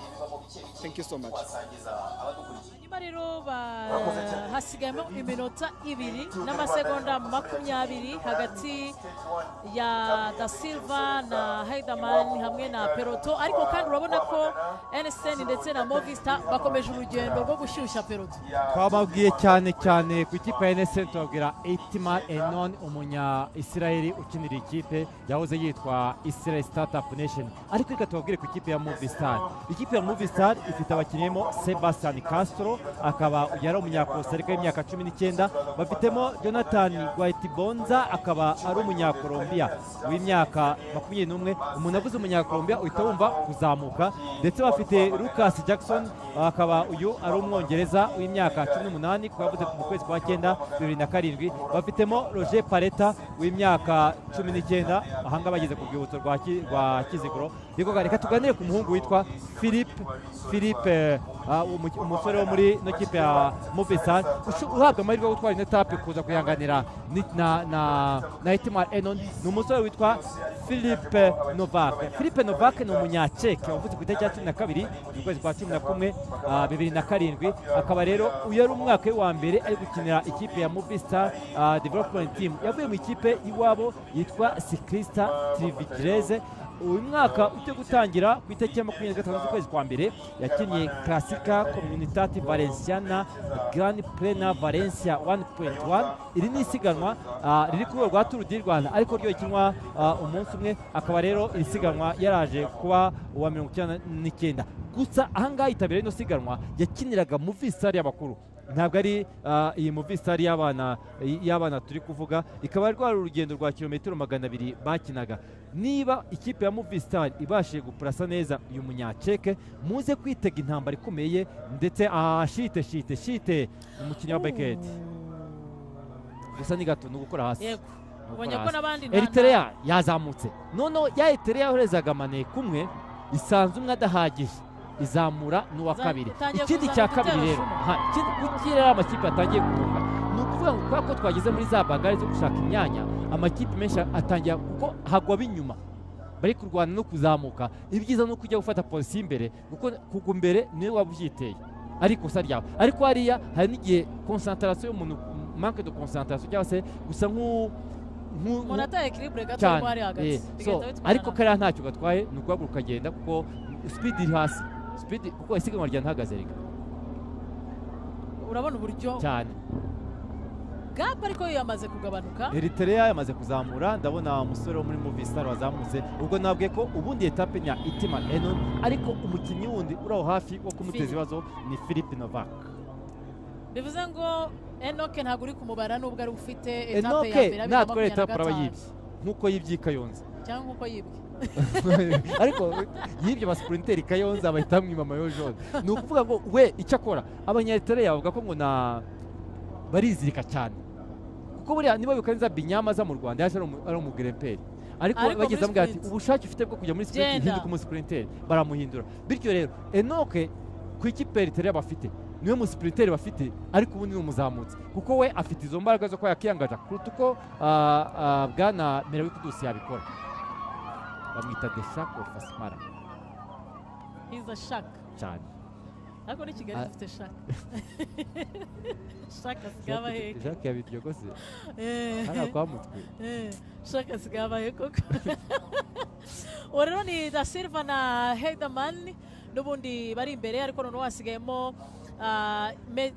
minota 2 n'amasegonda 2 hagati yabo na peloto ibakurikiye. N'ubundi peloto ubona ko iyobowe n'abanyaritrea nabo baje, ariko n'ubundi NSN ntago itanga gahenge. Movistar nayo irashaka kwinjiramo kuko ifite umukinnyi ishaka gusunika akaza gusoza. Ubundi giye ntegereje ishusho basohotse Kayonza binjira Rwamagana, bafashe umuhanda wa Kayonza Kigali nibwo isiganwa riza kuba ritangiye. bagikata kariya karompo. Mu by'ukuri reka mbabwire uburyo isiganwa ryagiye mu bice bitatu. Hari igice cya mbere cyo kubanza kumanuka bagiye Nyagatare, hakaba igice cya Nyagatare Kayonza cyakimwe na za sprint twavugaga. Hari igice cya gatatu cyo gutsinda rero cya kilometero 40. Aho nubona bakase naho ni kunka Kayonza ari muri ya rompo yabo. Oya ya rompo se bamiga. Bamiga. Yego. Y'umukara n'umweru. Yego. Kuko ari impamvu byibutse. Ari impamvu byibutse. Baze bakora ni nka inkuramujyi. Baze bakora comparison. Niya hariya niya hariya. Bayita inkuramujyi. Iki? Inkuramujyi. Kano gake ndaza kugurisha. Inkuramujyi.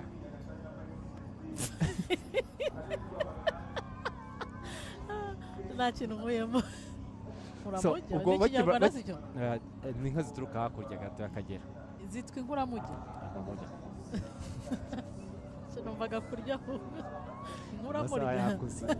So ubwo nibamara gukatira rompuwe rero bamaze kunyura ku nka ubwo tuza gutangira cya gice cyo kureba ngo ari nabyo ruduhaze kwereka ngo kuki mudashaka gukora minota 2020 irimo kandi tugiye kwegera muri cya gice kuko mwabimenye ko hasigayemo ibiri niba ureba neza bimeze nk'aho turi kuzamuka ubwo naho tugikayonza. urabona ko abana bamenye ko batanga uducupa yego bari kwirukanka basaba ikibazo ahangaha bageze nta muntu n'umwe areba ku ruhande. Oya ahangaha niba arimo no kuzamuka ushobora kujya muri ntabwo wataka danse ntibishoboka. urabona iriya ishusho ry'abakinnyi ni ryiza ariko iryo modoka rikaba kurushaho n'amagare hejuru ubona ari zimeze nk'inka z'inyama. Da Silva Heiderman bo akazi kabo bakarangije ariko dutegereje kureba niba baza gusesekara mu karere ka Rwamagana. Gusa inyuma yabo hari ba nyir'umuringa twavugaga Itamad mu kanya twatekerezaga kuri Philippe nawe n'umwe mu bakinnyi ba Movistar twategereza ngo ntago ikibaho yanga yavuye numvaga nta n'ikintu gihe yari yagakwiriye kubihagararaho erega hasigaye ka kantu ko hasi gutya barayiriye se Kayonza ikintu cyasigaye ni kimwe twatunga baratureze n'umwihariko mu gihugu hose usanga Kayonza gusa urabona ko barimo baratambika hano bajya kuri gare ya Kayonza. Ahangaha niho Etima Enon yari kumwe n'itsinda ry'abakinnyi batanu. Icyo gihe ndabyuka ko muri breakaway bamaze gufata 2010 ubwo ndavuga 2024 bamaze gufata breakaway ya Munyanza Dede yamaze kugenda igihe kirekire maze uyu muhungu byari etape ya 7 mbere yuko twinjira muri Tour du Rwanda. Ahangaha Etima etape ya 7 mbere yuko dusoza Etima Enon yari kumwe n'umubirigi wo muri Roto witwa Van de Wenkel bari kumwe n'umusore wo mu ikipe ya UAE yagombaga kuzana ikaza kuva mu minota ya nyuma yitwaga Gary Gival umusprinter wabo ukomeye cyane ndetse na Renat Tigers ikipe ya Bingo ndetse ariko abo ngabo babiri bo baje kubasiga byabaye nko bajya muri sprint ya babiri maze ahita adepoza ipine rye hariya maze witwa Pompo ufite photo finish ahita muvuga yegukana ryo etape ya 7 ya Tour du Rwanda 2024 ari nayo mpamvu wari umwe mu bakinnyi bashyirwa mu majwi ko yakwegukana etape uyu munsi arahabwa amahirwe. Gusa nukuza gutegereza kuko urebye imikinire ya NSN uyu munsi uburyo bashatse gukomeza kuyobora nta muntu bashaka. Ubundi hari ikintu abantu bagomba kumenya kuki ikipe nka NSN ifata umwanzuro wo kujya kuyobora peloton. Impamvu nuko bafite umukinnyi bamaze kubarira ko agomba gutsinda uwo munsi. Icyo bakora rero babo bafite control y'isiga watatse barakugarura bakaguruza ikipe aho kukugaruza umukinnyi. Nukuvuga ngo ushobora gusohokamo uri ikibazo kuri bo waba ufite umuvuduko wenda wa kilometero 40 bakakureka kagenda bakahita bafata 38.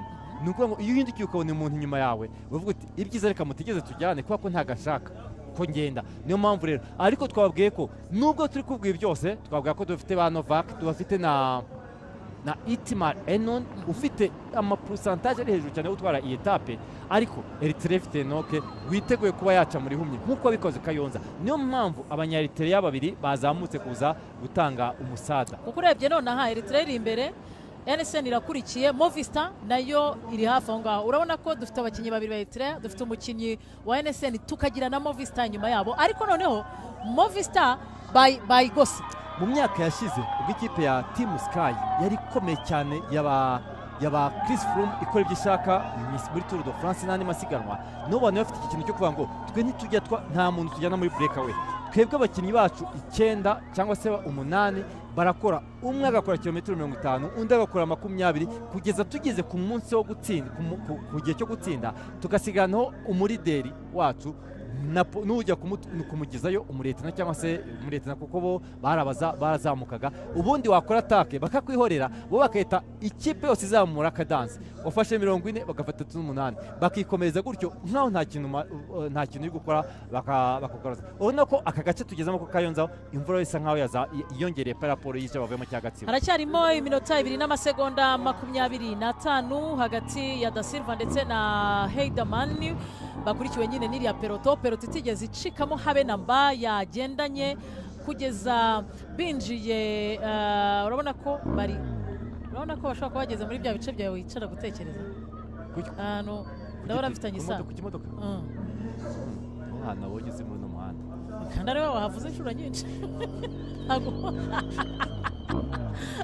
ariko ubona ko bureka yo yamaze kwegera hano kuko ziriya borodire z'ibyuma ziri kuri muhazi kugira ngo hatagira umuntu ukata akisanga yivanze n'amafi ifi n'igare oya imodoka utwaye imodoka wakata ukivanga mu mafi so urabona ko uyu mukingo niho hariya rwose kuri muhazi umuvandimwe asabye amazi ariko yanyweye amazi menshi cyane ariko twatangiye mu iki gishyushye bivuze ko umubiri wakoze cyane ko yanyweye se kurusha ikindi buriya umutoza kugira ko iyo unywa amazi menshi byoroshya imitsi yo mu maguru hanyuma gusohoka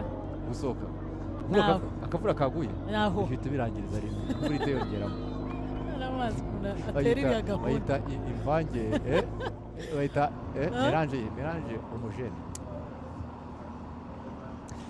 Ikiyaga cya Muhazi nicyo aba bakinnyi dufite breakaway bagezeho. Twabwiye ko ikiyaga gikora ku turere nka Rwamagana, Kayonza, Gatsibo, Rwamagana, Gatsibo ndetse na Gasabo. Muri no minsi ni hamwe hantu afite ubukerarugendo buri hejuru kuko ni ikiyaga mu by'ukuri urebye gifite uburebure burenga kilometero 30 uvuye iburasirazuba ujya iburengerazuba. Ubwo ni ukuvuga ufashe nk'umugozi ugashyiraho ugava iburasirazuba ukagenda ukagera muri zaga kuri hafi ya wa muhanda ujya Gicumbi. Yego.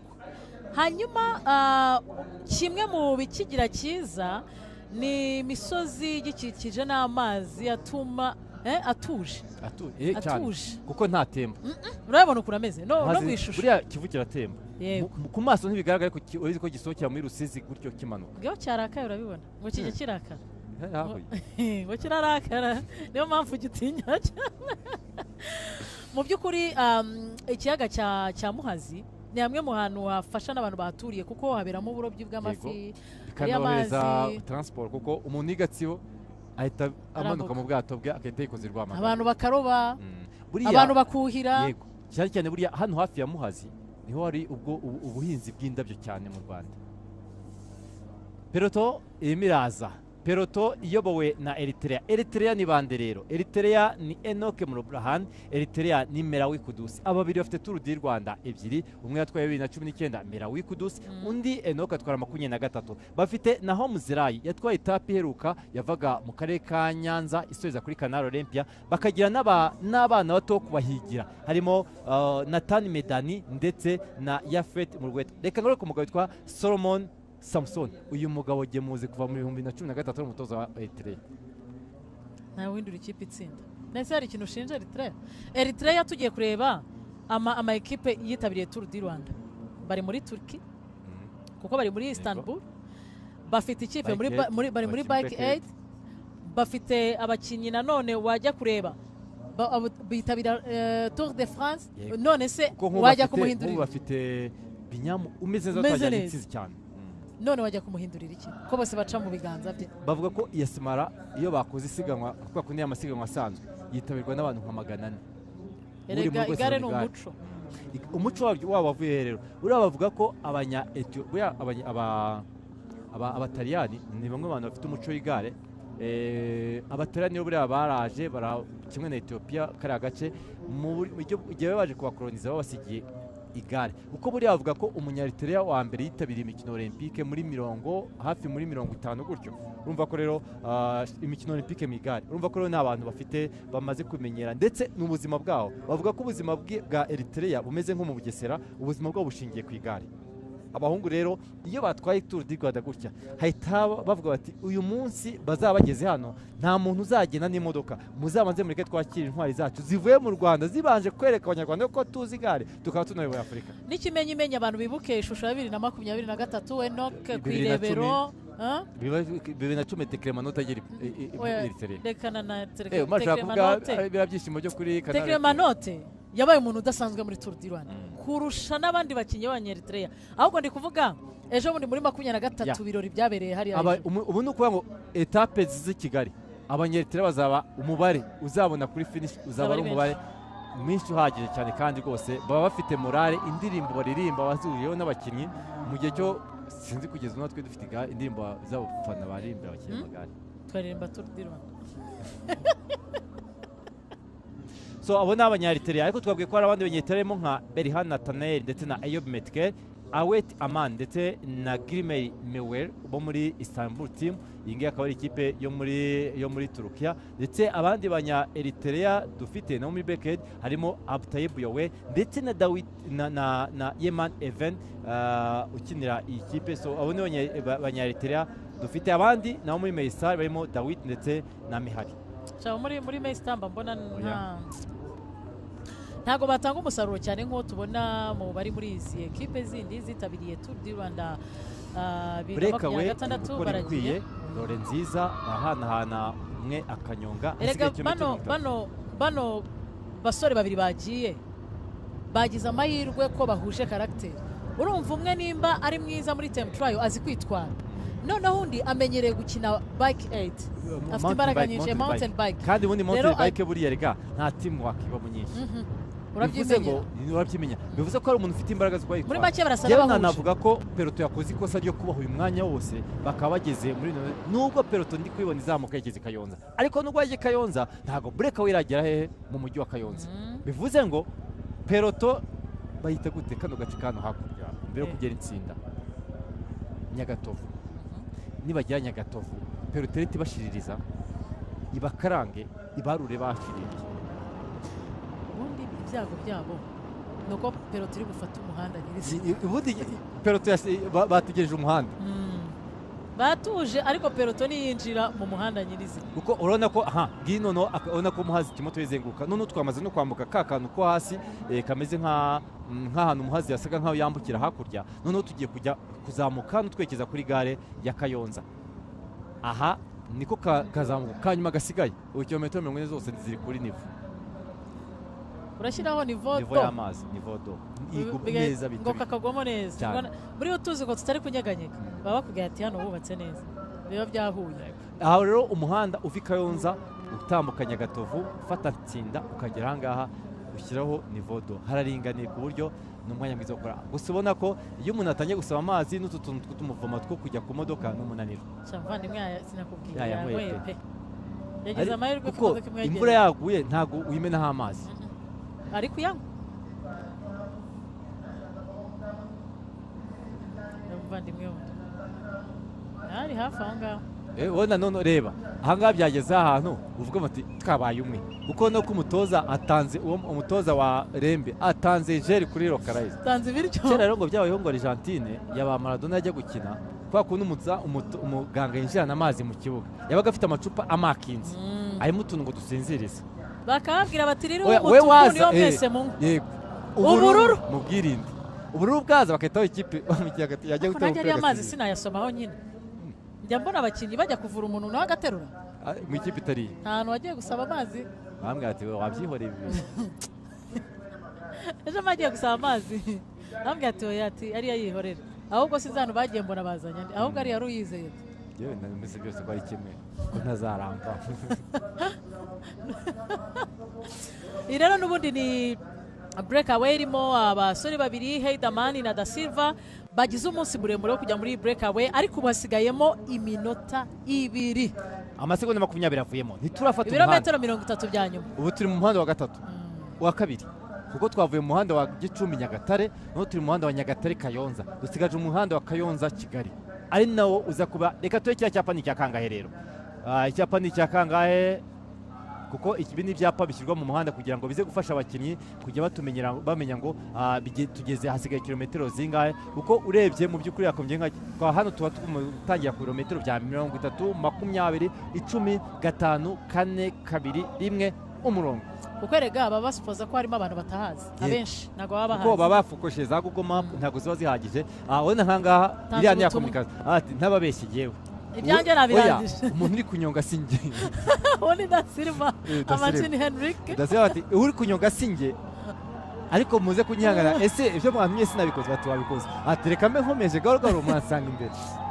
Ko abahungu akazi bafite ariyo mpamvu bakwiye bishoboka bagabanya speed bagategeza peloto, ni ukugira ngo baze gucomeka peloto n'imbaraga zabo zose kugira ngo bagereho. Hida Hedeman Miguel twavuze ko afite amahirwe menshi yo kuba ari butware breakaway uyu munsi kuko nuko ari umwanya umuntu yamaze ari anyonga ari imbere yego ari imbere yamaze gusiga abandi gusa urebye iminota isigayemo biragaragara ko end time penalty iraza kubafata ibaze ko bavuye mu minota 5 bakajya mu minota 4 bakinjira mu minota 3 tukaba twinjira mu minota 2 noneho abantu bumviye iminota 2 iyo twageze ahantu dushyiraho ya nivodo ya nivo y'amazi umuntu aba kureba imbere kuko abantu babyume neza bose barimo bamaze kurenga kuri Muhazi bajya Kayonza nta kantu katarengeje nta kilometero 10 zirimo bivuze ko zira kilometero ziri hagati yabo ushobora kuba hagati y'ebyiri n'eshatu ku buryo binashoboka ubona ko ubona cyaze mu Muhazi mu kanya waje hano Muhazi turaje bari aba peloton nabo tubaboneho so n'amazi twabwiye atuje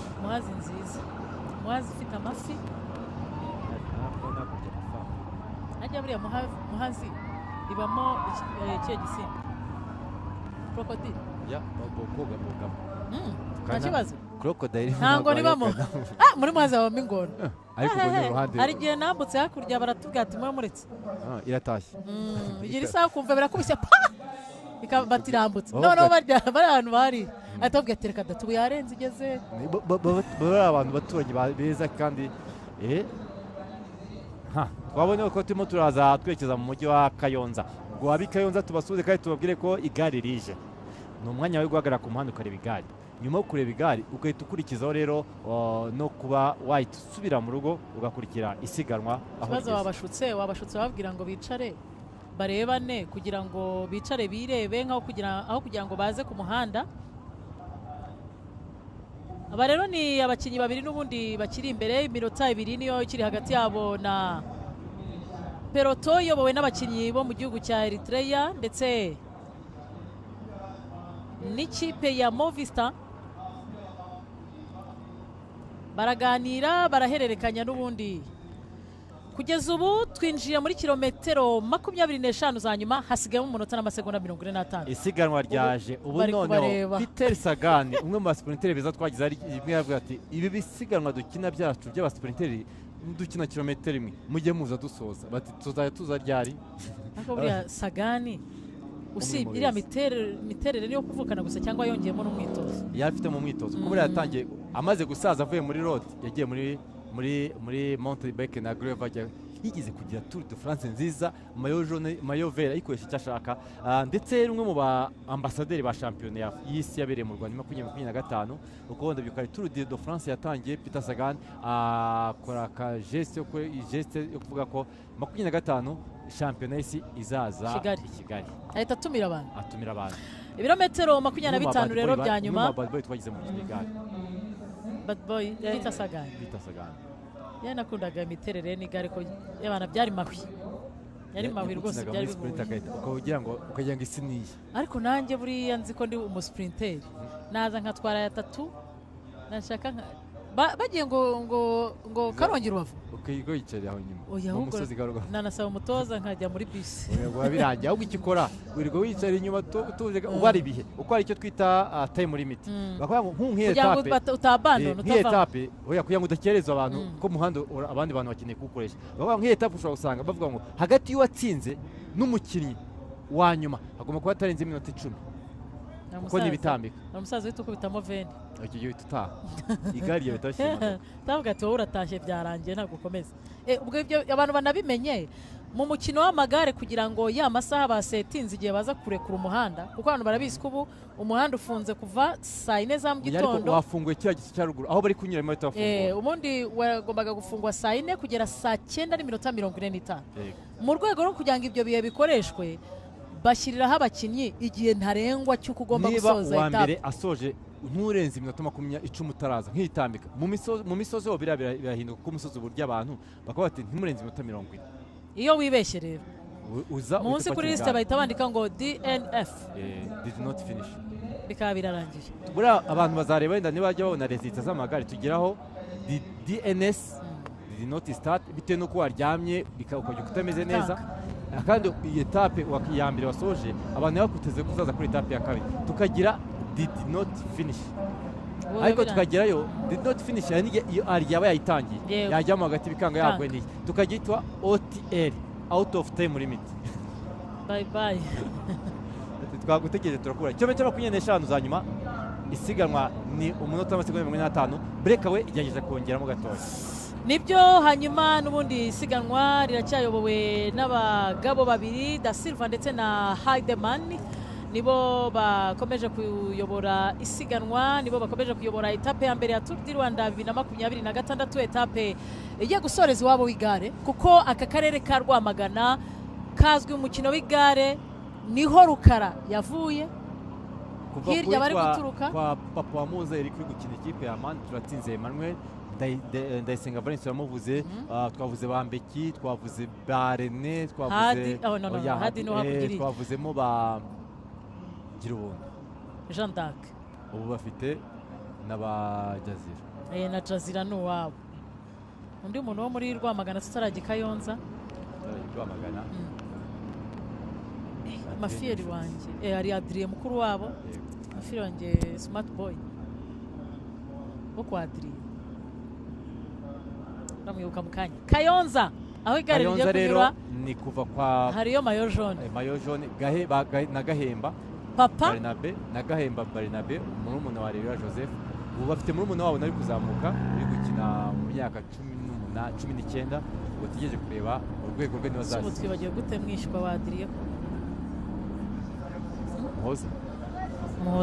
Moza Eric Benz ariko abantu bakongeraho aka ibyo atishimira kuko impamvu bamwita Benz ngo agenda nka ziriya modoka z'Abadage ariko aba bakinnyi bakamubwira ati byihoreye ibyo turabizi reka twongereho aka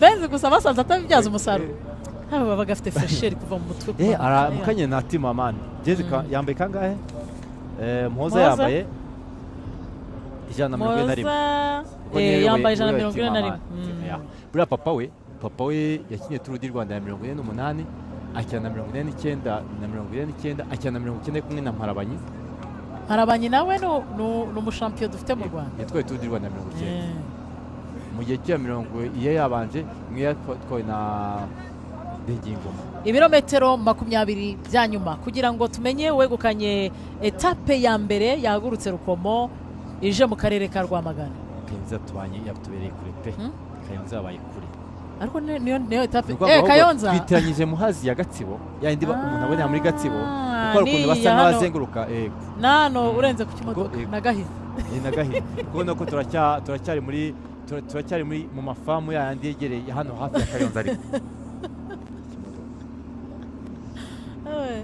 uzambariza amakuru none hariya ku kimodoka hirya yaho haba igiti bita kukishaba uri gihobera ukahitona umugabo kukiza uvuze umugabo ndamufite mbwira iki oya mvuze undi muntu none si ishaba rya mbere mu buzima ni ujya numva ngo ahantu bibera ibyo bintu umuntu akaba yaritereye icyizere bakajya ahantu bazajya kukishaba rero hari igiti cyitwa kukishaba iyo santere cyanatanga amafaranga kandi nanjye ariyo nshaka ariyo mpamvu nari nkubajije twana mbere yo kugera isubira Kigali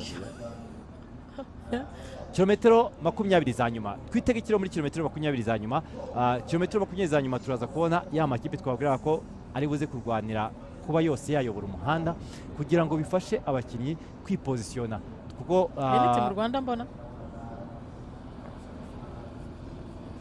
last 20 kilometers ubona ko twinjemo ibirometero 20 bya nyuma ubwo pero kirahageze ko breakaway bo bari bagiye kare ariko nuko mubibona ntabwo ari mu mwanya munini kuko urebye dushobora no kuba tugeze mu munota umwe cyane kuko kanyari n'amasegonda 45 ariko n'abavandimwe bari kubara umunota n'amasegonda 40 ubonye amasirisi yafite mu Rwanda iyo picnic ikipe ya Hotspur kinamo Rome Barde wasezeye Eritrea ngiyo NSN Never Say Never ngiyo Movistar ndetse na nibande bayoboye abanyeritrea bayoboye rero ni mu Rugweta bohereje abahungu babiri kujya kubanekera bayobowe na Yafiet mu Rugweta ndetse na Nathan Medani ntago bakongwe bategereje none uraza kubona tugeze muri bya bya nyuma niguza kubona na Home Zerai azamukana mera wikudusi kugira ngo bajyane Enoch Murbani kudusi aramutse ashaka gutwara etape inshuti yanjye namugira inama gutwara etape y'Urubavu yakayihorera oya iyi ngiyo ntago imureba ni Enoch cyetsa yagize icyo kayiba ntago byashoboka ntago afite imbaraga za sprint abana bahungu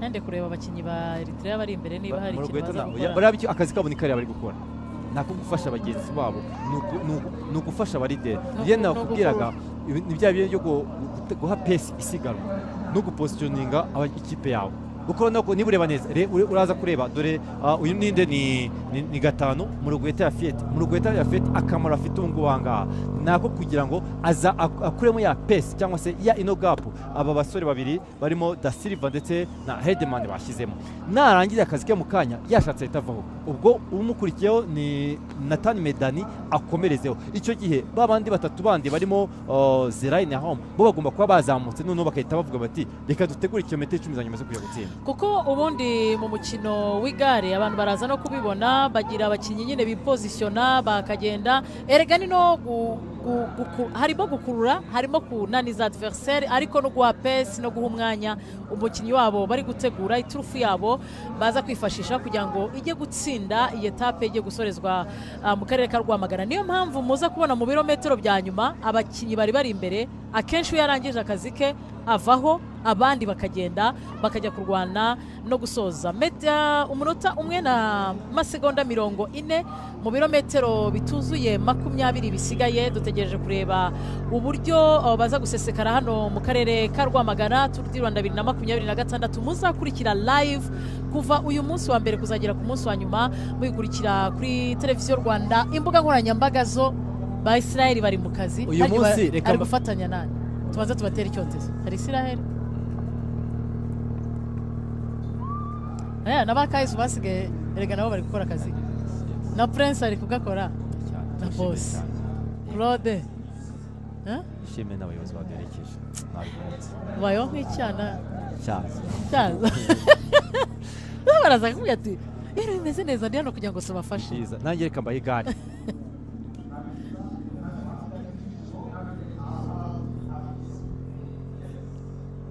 so twamaze kwerekeza rero muri kilometero za nyuma twageze muri wa mwanya wo gutangira gutegura iburyo bwo gutsinda iyo wigisha umwana ukiri muto muri akademi z'amagare urabanza ukamwigisha kunyonga icyo gice cya mbere ukamwigisha kugwa ukamwigisha gusiganwa uramwigisha cyangwa birikora uragwa kugwa ukongera ukumva ko utagomba kurira ugomba gusubira ku igare kandi uwo umwana w'imyaka ingahe 12 noneho yamara kumenya kugwa kuko kumenya kugwa harimo kumenya gukata noneho akahita yiga gusiganwa kumenya kwa kundi ko ajya muri peloto irimo abantu 100 igare rye ikajya ku ryundi ntabwo igice gikurikira rero habaye cyitwa ngo kwiga gutsinda ni hahandi bakubwira bati ese ko mwakoze kilometero 173 urabizi ko ari ibitambika kilometero zo gukina ari 10 ni gute rero utaza gukoresha imbaraga zawe muri 160 ugakina 10 igice cyanyuma rero kwiga gusiganwa hari abantu byananiye agera rwose akayorwa ikintu akora ahubwo akayitagwa amuvandimwe muri Brazil yageze kuri finish umutwe urikaraga nzamura amaboko nkora iki mfungura umupira birangira aguye ahita agusha umuntu wari uwa kabiri atabo wa mbere tegegana yaratsinze aramwazanya gusa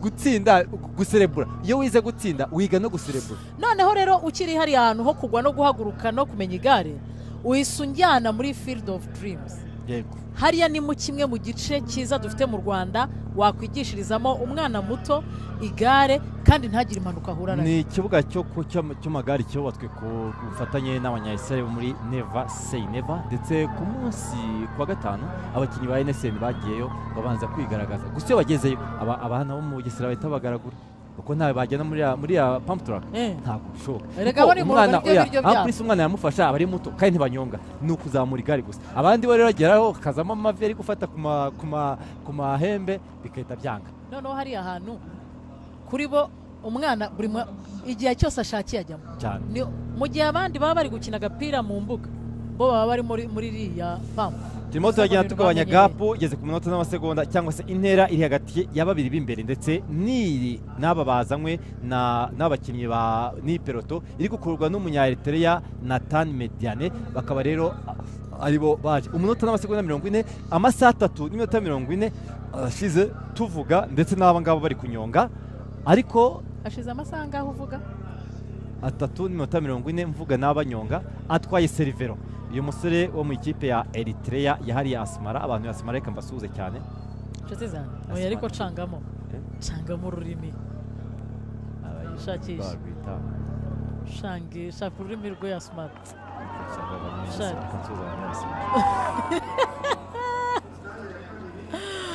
Nathan Medhani niwe uri imbere ni umusore w'imyaka 26 hanyuma akaba ari umwe mu bakinnyi bafite umwihariko wo gukina isiganwa ry'umunsi umwe n'umukinnyi w'umujisi hanyuma kandi akaba kuri sprint afiteho amanota ne mu ahaterera ntago ari ibintu bye ariko mu misozi nibura ubu ngubu afitemo amanota agera kuri 50 gusa nanone ni umukinnyi uzi gukinira bagenzi be kurusha kuvuga ko yakwegukana etape cyane ko muri Tour de Charge ejo muri abahungu ba Sempoma ba national team mbere ko bakina Tour du Rwanda nabo bikomejeje muri Tour de Charge muri Tour de Charge igikomeye yahakoze yatwaye etape ya 5 aho hari mu kwezi kwa mbere yego hanyuma yanatwayemo etape ya 2 yayo no kuvuga ngo na etape ya mbere stage ya mbere muri mu kwezi kwa mbere uyu mwaka bivuze ngo yahahuriye na bano bakinyi ba Team Rwanda bari bitabiriye Tour de Charge ibera muri leta z'umwe leta z'umwe zabara ngiye kuvuga ngiye kuvuga ntago bizi muri Tour du Rwanda nawe ntago ari umushyitsi gusa ntago yigeze ahagirira ibihe byiza kuko yatahanye umwanya wa 30 asigwa amasegonda 20 hanyuma yatahanye umwanya wa 27 kuri GC cyangwa se kuri General Classification ubwo Tour du Rwanda yabaga isojwe ariko kugeza ubu ngubu niwe waruhetse bagenzi be kugira ngo ashyire iyi etape kuri cadence abanyeritrea bifuza ndagerageza igitigirinya birango no kubisoma birakunaniye gusa birasa nk'igiswahili noneho ugati salamu uvuga ngo yakine yarara niko basubiza yakine yarara thank you niya no uvuga ngo thank you very much beta emi yakine yaraya bambarize ngo mumezemo asmara salamu salamu nyine sana ariko salamu na shukran bikunda gukoreshwa ahantu henshi usanga ari ibintu bisa cyane hanyuma n'ubundi abagabo bahatanye pe nuko muri siporo nyine buri ibintu bigira ibyago ubu baraje babatwika tugeze muri kilometero nk'icumi bahanagure bahite bavamo kuko gapu y'umunota n'amasegonda 40 yo niba isiganwa rifite kilometero 140 tukaba tumaze gukora kilometero 130 hasigaye kilometero 16 kugira ngo bagere ku murongo wa nyuma turacyazenguka n'ubundi cyaga cy'amazi amazi nziza ariko abantu bakurikiye igare kuri televiziyo Rwanda amaso yabazoga urebe ikivu urimo urareba muhazi muzabona ibintu muzamenya u Rwanda mutazi u Rwanda rwiza u Rwanda twifuza u Rwanda rutoshye rwa Rwanda ureba amaso akaguru ibiganiro bya nyuma mu gihe cyo bitegura ko peloto ibamira abasiganwa n'ubu ntabwo baragera ubundi mu cyongereza nibo babivuga neza baraguswizinga baragukanda urabona ko hasigaye umunota n'amasegonda 25 niyo ntera isigaye hagati ya Da Silva ndetse na mugenzi we bakoze akazi gakomeye cyane kuko abantu barabyibuka ko beshapye hakiri kare cyane tugitangira iyi etape yahagurutse Rukomo baragenda tugiye kwinjira mu musozi umwe rukumbi wa Gatsibo watanze amanota bahita basigara ari babiri none twinjiye mu birometero 10 bya nyuma n'ubundi bakiri imbere umunota n'amasegonda 25 byo gutandukanya aba babiri bagiye muri breakaway babiri ndetse na peloton ibakurikiye ni peloton iri gukururwa n'umunyaritrea medane kugeza ubu ngubu nyuma y'uko mukaya twabonaga yari yaje gufashwa na Yafieti mu Rugweta ariko babwira ko inyuma Eritrea ifiteyo abasore batatu bakomeye barimo Enoke Muruburahani Melawi Kudusi naho Muzerai aba bakaba ari mu ikipe yavuye Asmara iyobowe n'umutoza Solomon Samson umwe mu bagabo bazi u Rwanda mu buryo bw'igare Abanyaeritrea barazamuka, ikipe NSN nayo irazamuka, Movie Star irareba. Ubu icyo tugezemo kisiganwa ni igice cyo gutsinda, ni igice amakipe mu buryo bwo ari siganwa ritambika batangira kurwanira positionema ni iki? Ni ukuvuga ngo kuko mu kanya barabuze ko abantu bashaka umurongo, ibyiza nuko ari wo ugomba kuba uri imbere inyuma yaho umukinnyi wawe. Ikiba rero hari ubwo ushobora gushaka positionema Eritrea NSN ikakujya inyuma kugira ngo banice umusprinteri wawe, kuba waza kuba wamutwara nk'umuridawuti cyangwa se nk'umupaso pilote ukamugezayo. Gusa buriya byabayeho, hari ikipe muri Tour de France niba ni 2009 ubona ko bazenguruka Arc de Triomphe basoza Tour de France. Noneho icyo gihe umupaso pilote avuga ko isi yagize wa mbere ku isi wa Cavendish aragenda kwa kundi gukurura kugira ngo azamure speed abandi bataza kujyaho, biza kurangira atwe Cavendish pelote irasigara, birangira Poisson pilote abaye wa kabiri umusprinter wa mbere. Umuhingi yahindutse umuhigo cyane yatwaye Cavendish yarakurikiye uko buriya Cavendish kuko yari mugufi. Cavendish yakoraga sprint ya aerodynamic ku buryo yanyongaga ataza hagiye, yubikaga umutwe noneho agakanda igare mu buryo bukomeye cyane, hazibamo imvubu.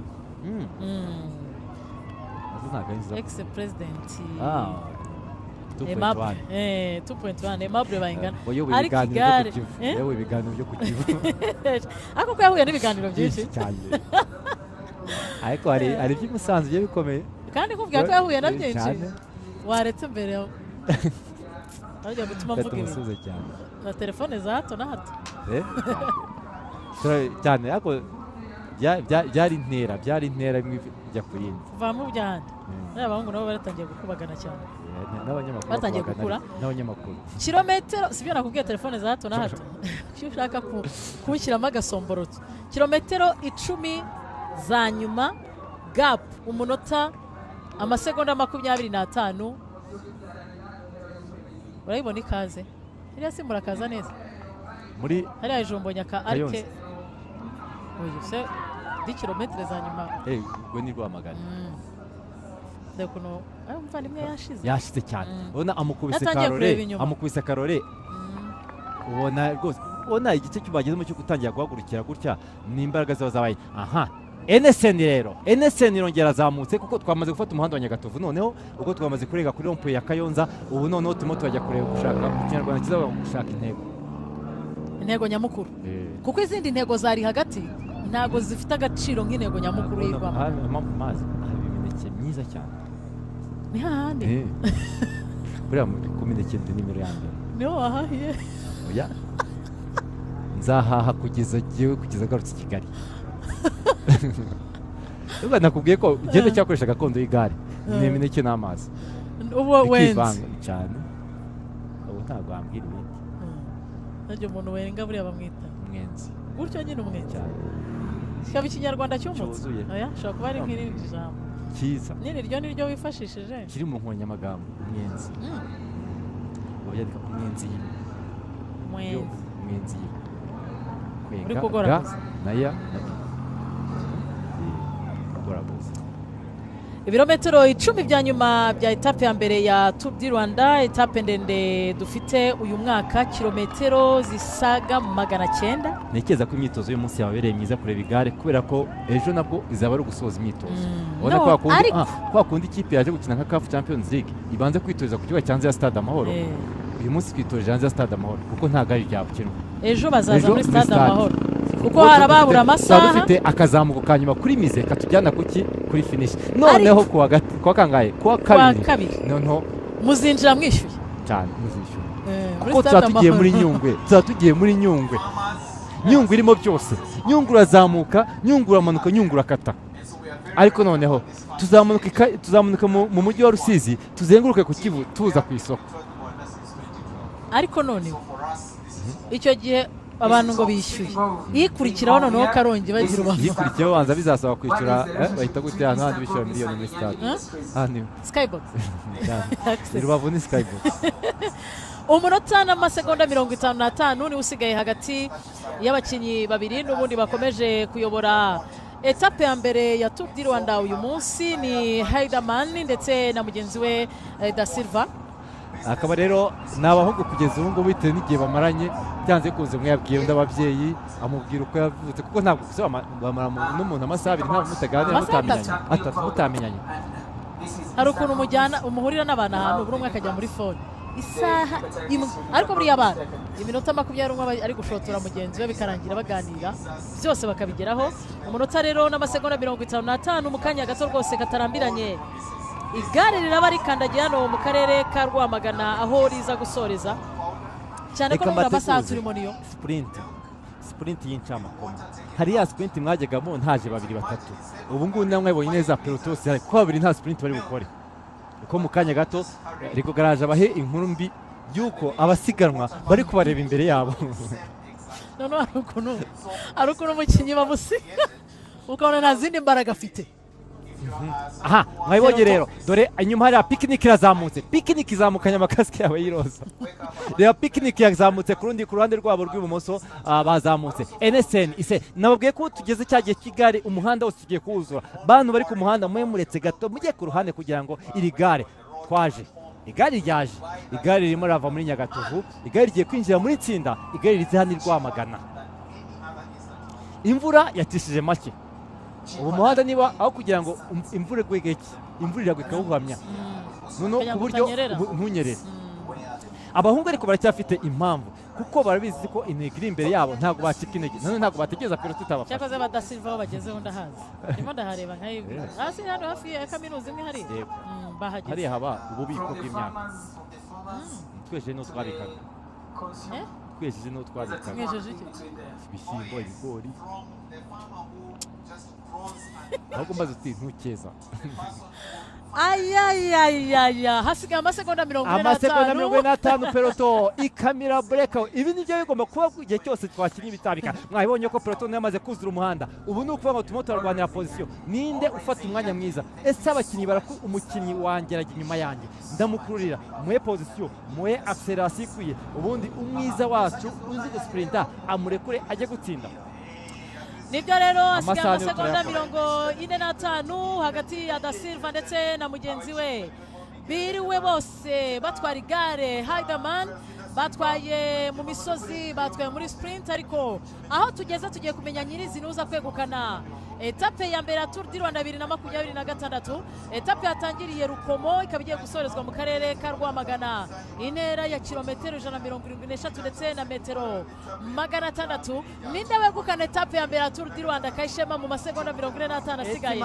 Enone kuki se abahungu banze gucika intege nababwiye ko abahungu bakoreye amanota mu muhanda umwe afite 5 n'undi 4 ayo manota amasegonda bakoze afite agaciro kuri classement general niyo mpamvu bagomba gukoresha imbaraga zabo zose kugira ngo nibura begere ku murongo basoze muri peloto ubundi nibura baze muri 5 beza kuko kuza muri 5 beza murabizi ko nyuma ya etape tugira classement general cyangwa se general classification niho tuza kumenya umunsi wa mbere uwambaye umwambaro ubundi tukazareba n'ibisigaye kilometero 5 fata ibyicaro byawe byiza reba niba televiziyo volume ihagije n'urumuri wabageze yote bijya gukora amagambo giza volume ihagije urumuri rwiza ikindi abana amatetero bayihoreye niba ari undi muntu uri gukina ibintu muri salo mwihoreye ko tugiye kujya muri sprint kilometero za nyuma 5 zaza kwa rumuriro kilometero 5 za nyuma ziri kuri nivo y'amazi kilometero 5 za nyuma za etape ya mbere Tour du Rwanda 2026 mbibutse ko hagurutse abakinnyi 84 etape ndende ya Tour du Rwanda ariko ikaba kwishyushya mu gutangira Tour du Rwanda etape yatanze bonification ikimoto kirahageze bivuze ko igare rigiye kuhagera mu kanya gatoya ubugisigaye ko pelotoro yaje kandi ari sprint umuntu wese mu muhanda yari yukanwa ati tuvire mu nzira dumwanya ahubwo bigaragaze ubu buri muntu wese avuye mu nzira kubera ko nta kosa rindi cyangwa se nta gutirisha kwaba mu muhanda uko abakinnyi bose ari kumwe ariko babahungu babiri bacu Miguel ndetse na Da Silva nabo ntabwo bashaka gucika intege kuko baravuga bati reka nibura dushake classement general twegera imbere nibyo rero mu kanya gato rwose turaza kumenya wegukanye etape ya mbere ya Tour du Rwanda 2026 amasegonda 30 hagati abasiganwe mara imbere yabo mu mboni zabo marabona abakinnyi babiri Miguel ndetse na Da Silva abasiganwe mara igera hano itsinda ayayaya iminota 5 4 3 umunota amasegonda 30 amasegonda 30 barimo barabareba mu dore za mugongo modoka nababwiyaga zose batangiye kuzirukana kubera ko zigomba kuva mu nzira kugira ngo isiganwa umuhanda usigara umuhanda da Silva ahindukira avuga ati baraje ahise abwira mugenzi we ati kabaye ngeba rero batambika turi mu mirambi myiza hano mu Buganzi Rwamagana ariko da Silva nawe arareba inyuma cyane kandi biramutesha concentration nubwo siko byamaze kurangira breakaway yacu irimo irasatira no hafi ya Rwamagana wafashe ibyicaro bigukwiriye ese Eritrea ihagaze ite uko reka tubanze dufate umwanya uhagije wo kubanza kureba breakaway kuko mu kanya breakaway bagiye kuyimira breakaway barimira haje peloton ishonje ubundi peloton ngo imeze nk'ikintu kiba muri birabanditse kitwa idubu idubu rizamirana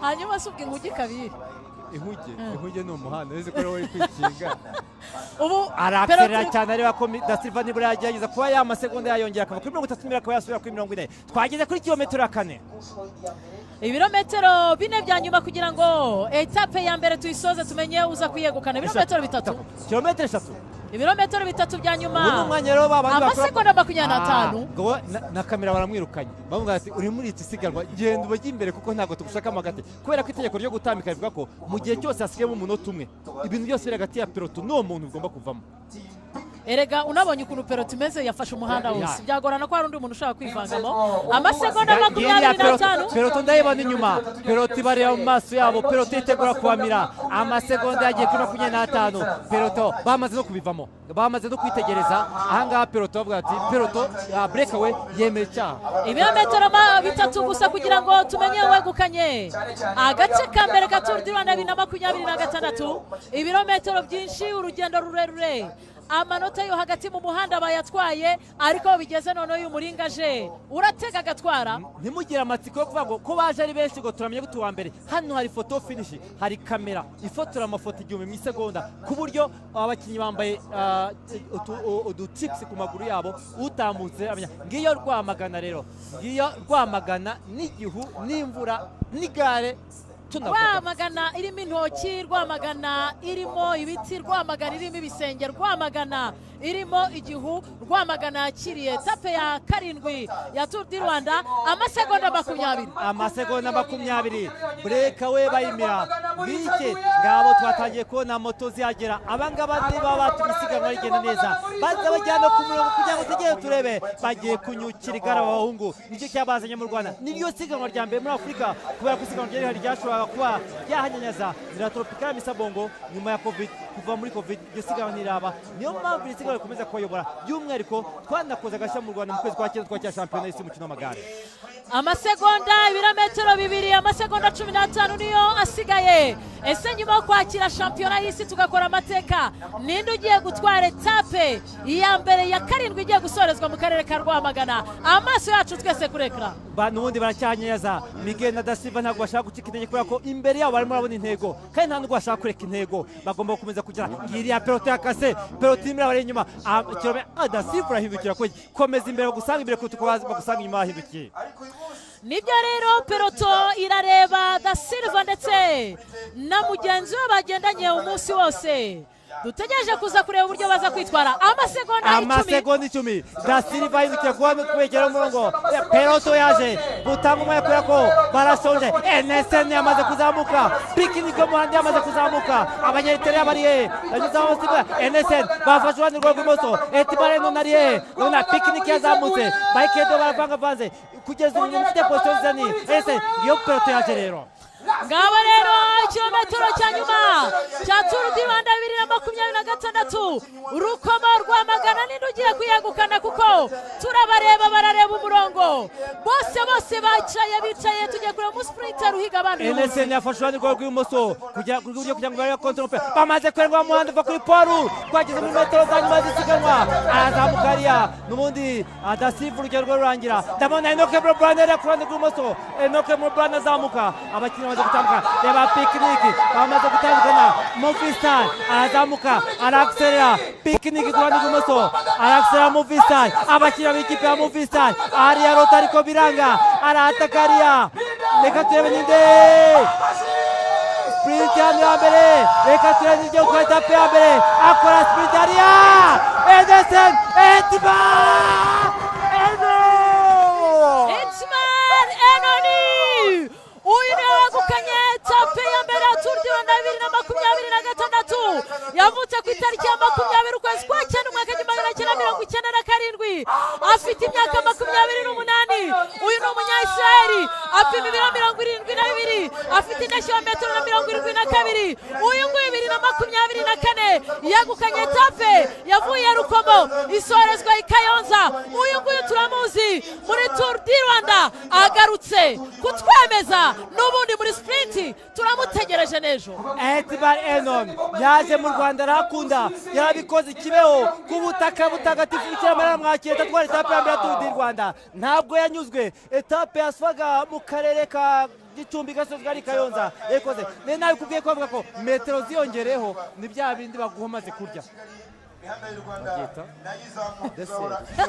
kufikaza kugerwa magana yari deseri maze umuhungu ageze ari abagenzi bamukoreye igari barishirije mu muhanda nta kosa bakoze iri gare riba ryumvikana ibi ni urukundo ejo Hitman Enoni ararwana na Enoke Hitman afite amasegonda 10 n'induza kuri kugeza ubu rero Kasiporo neza kubitego Hitman yegukanye etape ya kane ubwo yahagurukaga Rubavu igasorezwa Karongi yasoje ku mwanya wa 39 hanyuma hari etape yari ya gatatu Musanze Rubavu yegukana umwanya wa 41 etape ya Kigali Musanze umwanya wa 11 etape Rukomo Kayonza nibwo yaje kuyegukana 2024 hanyuma n'umukinnyi uzwi w'umwihariko muri sprint ni nayo mpamvu abikoze niyo mpamvu tumutegereje mu karere ka Huye niyo mpamvu tumutegereje muri siriki mu karere ka ku Rubavu munsi w'ejo Hitman azanyura i Nyanza ace kungoro acere akibwami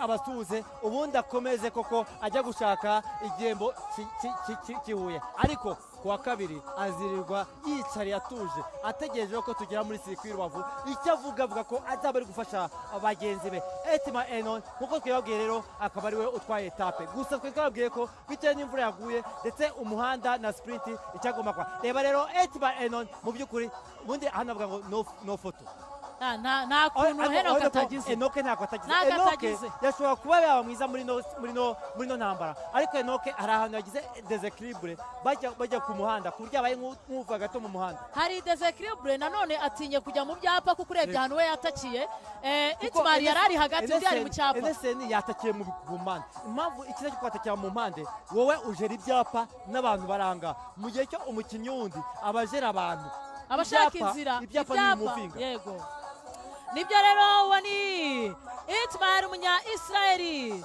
wegukanye etape ya mbere ya Tour du Rwanda 2026 n'umuvandimwe aracyari kurwana umunya-Ethiopia no kugera yego no kugera ahangaha kugira ngo asoze mu kanya gato turaza kumenya classement general uburyo abakinnyi basoje iyi etape bakurikirana tumenye kuva ku mwanya wa mbere twamumenye Hitman Enoni wegukanye etape ya mbere ya Tour du Rwanda 2026 intera kilometero 173 na metero 600 uyu munsi bahisemo kwirirwa bicaye bacungana n'andi ma ekipe ariko icyo bari bategereje ni iki amasegonda 10 atwaye hano ahise mwambika umwenda w'umuhondo Hitman Enoni yazawutakaza oya izazawugumana ariko irusizi sharika nkubwire ejo Enoke azaba afite umujinya wo kuzamuka kuko Enoke agomba kugera Rusizi yambaye umwenda w'umuhondo ejo Enoke agomba kuko n'ubundi berega barinjiranye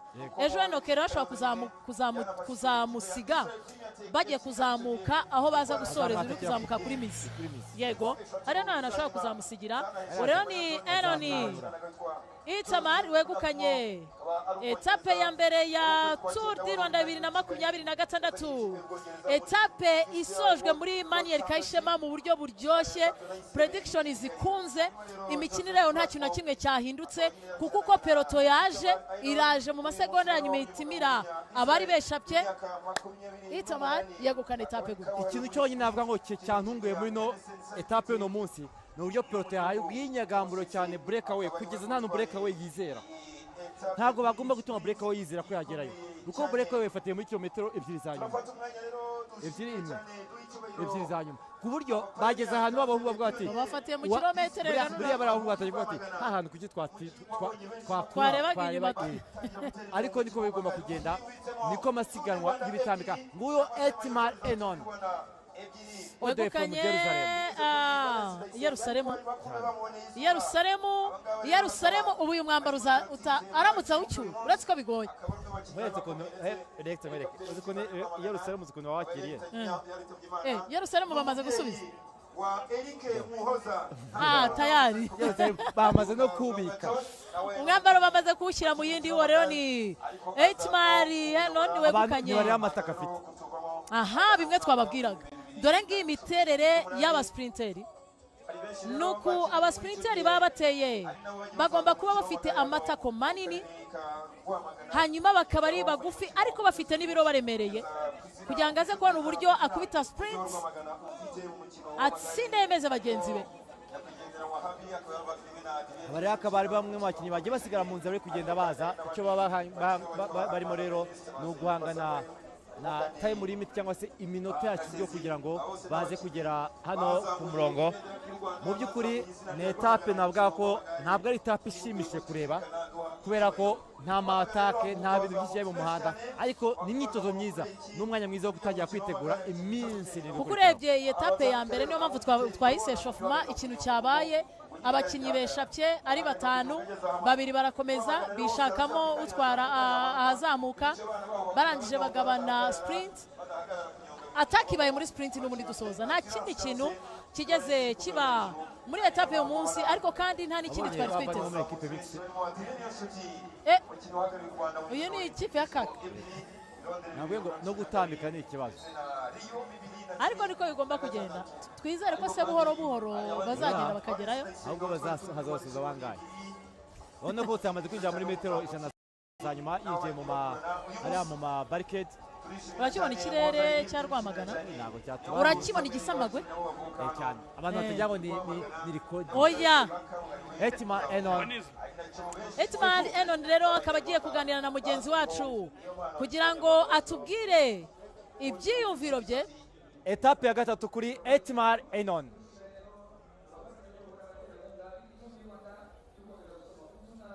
Yes, ladies and gentlemen, coming to you live on today's winner. You just came from this wonderful performance that you just had. Please, may you please tell us a little bit about your experience? How are you feeling right now being the first one to pass through that? Yes, first of all, I'm really excited and I'm really happy that my team was here to support me because without them, probably we were not even finishing for the sprint for the win. There was a quite strong breakaway. They took a big gap. We had Moritz from my team to pull most of the way, a lot of the times alone, some of the times a little bit of help, and then we came into the last kilometers. They still had almost a minute, but we were really motivated to do this thing. All the team was full gas supporting me, did a crazy job, and I did a good sprint to the final. You just did a good sprint to the final, as you mentioned. What do you think the strategy you used? How do you prepare for this stage specifically? Yeah, we took the stage with both hands. I think that the DSs here, good friends of mine, they were not afraid to take responsibility today. And also the team, the riders were not afraid to do their job. And I think everybody was really motivated for it.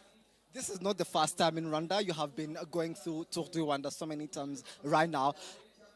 What do you think about Rwanda? How have you been seeing Rwanda since you came in and started preparing yourself? Yeah, I'm here already the third time for Tour of Rwanda, Tour de Rwanda, and I'm really love this country. The people are so respectful, super safe, and I really enjoy every moment here. Thank you so much. Good luck. This is the first stage. Hopefully I'm going to be winning even the others. Thank you. Thank you. Back to you, Rigoga and Titi. Coming back to you. uwo rero ni Etimar Enon waganiraga na televiziyo Rwanda tubwira ibyiyumviro bye ndetse n'ubucyamufashije kugira ngo yegukane iyi etape ya mbere Tour du Rwanda. Mugenzi wacu nagaruka muri studio araza kutubwira kugira ngo abwire n'abanyarwanda batumva ururimi rw'icyongereza mu magambo make ibyo Etimar Enon amaze gutangaza. Christian yakubwiye ko yayibaze cyane yiteguye cyane ariko icyangombwa cyane cyagikomeye ni team effort ni ikintu yagarutseho spirits mwavugaga kare twose tubona bakoranye kuva kare kandi kindi yishimiye si bwa mbere yabihozemo nk'uko yabivuze mu Rwanda ni ikintu yaje yishimiye ni ikintu yaje yiteguye ariko ikintu yagarutseho cyane nk'uko maze kukivuga it was a team effort bakoranye hamwe bazamukanye hamwe challenging za climate yazigarutseho ariko ntabwo bimubujije kwinjira hano ari uwa mbere ya nukuri kuko iyo utangiye isiganwa mu bushyuhe imvura ikagusanga mu isiganwa no imvura ntinakomeze kugwa igahagarara nuko ngo mugize ibice bitatu by'ikirere gitandukanye watangiye ushyushye urakonje noneho imvura iranashyira base nturakaza uyazi nushyushye nturi n'akazi uyazi so ibyo rero akaba rero ari uko Etimar Enon akaba rero yukanye iyi etape ya mbere ya Tour du Rwanda 2026 ubwo ni umwanya mwiza rero kureba niba ejo ari buze kuba akomerezaho agatwara na etape ya kabiri ishoboka ni etape ishoboka cyane rwose mirongo ejo pourcentage kuri nge ziri kuri Enoke kurushaho ikosa rya Enoke ni uko Enoke yamureka akamuzamukana kuri gare ya Huye. What a day of the roads of Rwanda. Stage 1 of the Tour du Rwanda 2026 has set the tone for what promises to be an intense week of racing.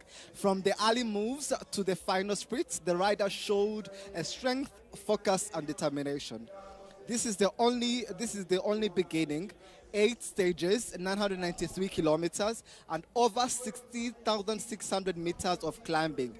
This is not just a race, it is a real test of strength, strategy, and endurance. The stage winner is going to be awarded by Amstel. The winner of today, as I saw it, Itamar Enon from Izal, not the first time in Rwanda, not the first time winning the stage, but there is no time to relax because we are coming back. We are going stronger. Tomorrow, the peloton heads to Nyamata to Huye. From Nyamata to Huye for the stage 2 of 135 kilometers that may look shorter on paper, but with 2,000 meters of climbing and recklessly rolling terrain to demand both power and smart tactics because it's going to be a strong one. Expect the mid-leagues, yes. Itamar yegukanye agace ka mbere ka Tour du Rwanda akoresheje amasaha 4 iminota 5 ndetse n'amasegonda 2 hanyuma Mnozgabina ukinira ikipe ya Sudal Quick Step niwe uje ku mwanya wa kabiri amusize amasegonda 13 iby'ijana by'isegonda kuko binjira rimwe mu murongo barahageranye. Umwanya wa gatatu uriho Gilmay ni uje ku mwanya wa gatatu wa Istanbul we asizweho ubundi hari ukundi kuntu bajya babyita ubwo ni iby'ijana by'amasegonda by'amasegonda mu kinyarwanda kiza na amatierisi nicyo nashakaga amatierisi 15. hanyuma umwanya wa kane ujeho mu Henok w'umunyaeritrea asizwe amatierisi n'ubundi amatierisi 23 mu gihe kandi uje ku mwanya wa gatanu ni Van Ries Christian ukinira ikipe ya Development Team Picnic wasizwe amatierisi 28. aha rero ngiye gushaka abanyarwanda umunyarwanda waje hafi Muhoza Eric mu rugo Kabenzi aje ku mwanya wa 11 akinira ikipe ya Team Amani yasizwe amatierisi 46. ubundi hari ukuntu uhita umenya ikintu abantu babyumve neza niba mwibuka neza hari shiti yabaye ku murongo itegeko rya sprint rivuga ko iyo abakinnyi baguye muri kilometero 3 za nyuma bahabwa ibihe nk'iby'uwa mbere ariko ibi ngibi dufite turi kubabwira nicyo twita unofficial results. Izi nire zirita zibigendeye na photo finish yabahaye bivuze ngo mu kanya bashobora kwita bavuga ngo abantu 20 baguye aba barahabwa ibihe bimwe bya Etimar Enon ugasanga bose bakoresheje ibihe bimwe ariko itandukaniro nyine rikaba photo finish. Undi munyarwanda usoje hafi ni Tuyizere Etienne wa Team Rwanda asizwe umunota n'amasegonda 18. abo ni babantu baguye yego kuko guhera kuri Pareta wa Movistar abo bose bari kubarizwa mu cyiciro kimwe. Undi waje hafi ni Mugisha Moise waje ku mwanya wa 16. Ibi rero ni ibihe by'ingenzi byaranze etape no munsi mubona ko abasiganwa hano bayamaze gukata bava mu muhanda wa bamaze gukata umuhanda werekeza mu karere ka Kayonza. Twebabwiye ko twatangiranye breakaway y'abakinnyi batanu. Abakinnyi batanu barimo Mike Uwiduhaye, Miguel Hedman wa Rembe, dufite Dawite wo muri Meister, Henrik wa Localizer ndetse na Nkundabera Eric Bravani wa Team Rwanda. Abasiganwa baje kuba babiri ubwo bageze ku musozi wa Gatsibo. Hakomeje Miguel Heidemann ndetse ajyana na Henrik. Aba bakoze batwara amanota na sprint y'Inyagatare, batwaye amanota n'amasegonda ya Kabarore. Aba yewe bakomeje banyura muri Gatsibo, binjiye muri Kayonza, ubundi barangije baragenda barakomeza birangira binjiye muri Rwamagana. Gusa peloto yakuruwe cyane na Eritrea ndetse n'ikipe NSN na Movistar yaje kubakurura, maze twinjira muri kilometero ya nyuma. Twinjiye muri kilometero ya nyuma turi kubona ikipe NSN iri gukora iyo bwabaga kugira ngo bashyire mu mwanya mwiza umusprinteri wabo w'i Yerusalemu Etimar Enon. Nk'uko byagenze maze binjiye muri sprint ntiyakora ikosa. Etimar Enon atwara sprint. Ni etape ya gatatu atwaye muri Tour du Rwanda nyuma y'amayetape abiri yatwaye muri 24, harimo yatwariye Ikibeho ndetse na etape yatwaye yasorezwaga i Kayonza. Nuko iyo ni etape ya mbere ya Tour du Rwanda mu ncamake. Hanyuma mu kanya tugiye kwinjira mu mwanya wo gutanga ibihembo abakinnyi bahize abandi, kuko nk'ubu ibihembo twamaze kumenya. Ubu ni ukuvuga ngo Itamar mayo jaune baranamukuriraho amasegonda 10 kuko abonye bonus. Yego. Hanyuma twamaze kumenya umusprinteri mwiza, twamaze kumenya n'umuzamutsi ndetse breakaway ni muri babiri n'ubundi ni Da Silva. Ubwo ibisigaye bya bindi Umunyarwanda, Umunyafurika mwiza arahita abaho n'umusore w'Umunyaeritrea Girima Mawere wo muri Istanbul. Noza ko Umunyafurika mwiza ndetse n'Umunyafurika muto mwiza. Umunyarwanda mwiza araba Moze Eric, ariko Umunyarwanda muto mwiza araba ufite Imana Shadrack. Ko nawe mukinnyi muto tufite kugeza ubu ngubu Umunyarwanda.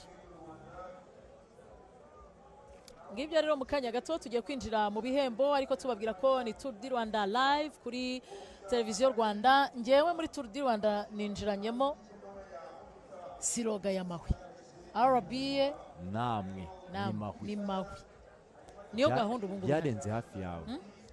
Hari ukuntu hafi yawe iyo umuntu ari kubwira ngo ndi hafi yawe hari akantu kaba kabura, hari nka santimetero uyizwe nazo twavuyemo. Iyo byabaye mahwi nk'urugero rw'ibiryo se isosi yabaye mahwi. Oya umwumbati wahiye neza n'ibishyimbo biba bimeze bityo. Uko niko Isira munyacyaro yishima. Ifu y'ubugari n'amazi biba ntibamahwe nabyo bikaba ubugari. Ako buriya rugero ntanze ntubonye ko ayisanyurwa neza cyane. Turahari kuva kuri etape kuzagera ku etape ya 8 izasoreza mu mujyi wa Kigali ejo. Yego. Ya Tour du Rwanda iraguruka i Nyamata yerekeza i Huye, kilometero 130 ndenye n'ibice bitandatu. Harimo ubuhaname cyangwa se elevation ya metero 2074. Iri siganwa riraza gutangira ku munsi w'ejo ku isaha ya saa 6. Nibwo asiganwa baza guhaguruka i Nyamata, barakora urugendo rwa kilometero bahita banakorana navuga ngo na depart fictif na depart réel ho bireta bibera rimwe uko bahita batangira batambika. Isiganwa ritegerejwe ko riza kugera mu karere ka Huye nta gihindutse ku isaha saa 9:45. Ariko tumenya niba Enoke yambara umwenda w'umuhondo, ari nako tunareba Etimar Enon akora sprint, maze uyu musore Bima wakurikiye ntiyabasha gukurikira. Nguko rero uko ikipe ya NSN yongeye kwikaze muri Tour du Rwanda. Ubundi hari ikintu nshaka ko dusobanurira abantu ahangaha. Hari umuntu ushaka kuvuga ati se ko bose bageze ku murongo mbona bafite ubushobozi bw'uko bakwegukana iyi etape. Aha rero niho tugiye kubabwira ikintu cyitwa sprint n'abaspecialiste muri sprint n'imiterere y'abasprinteri.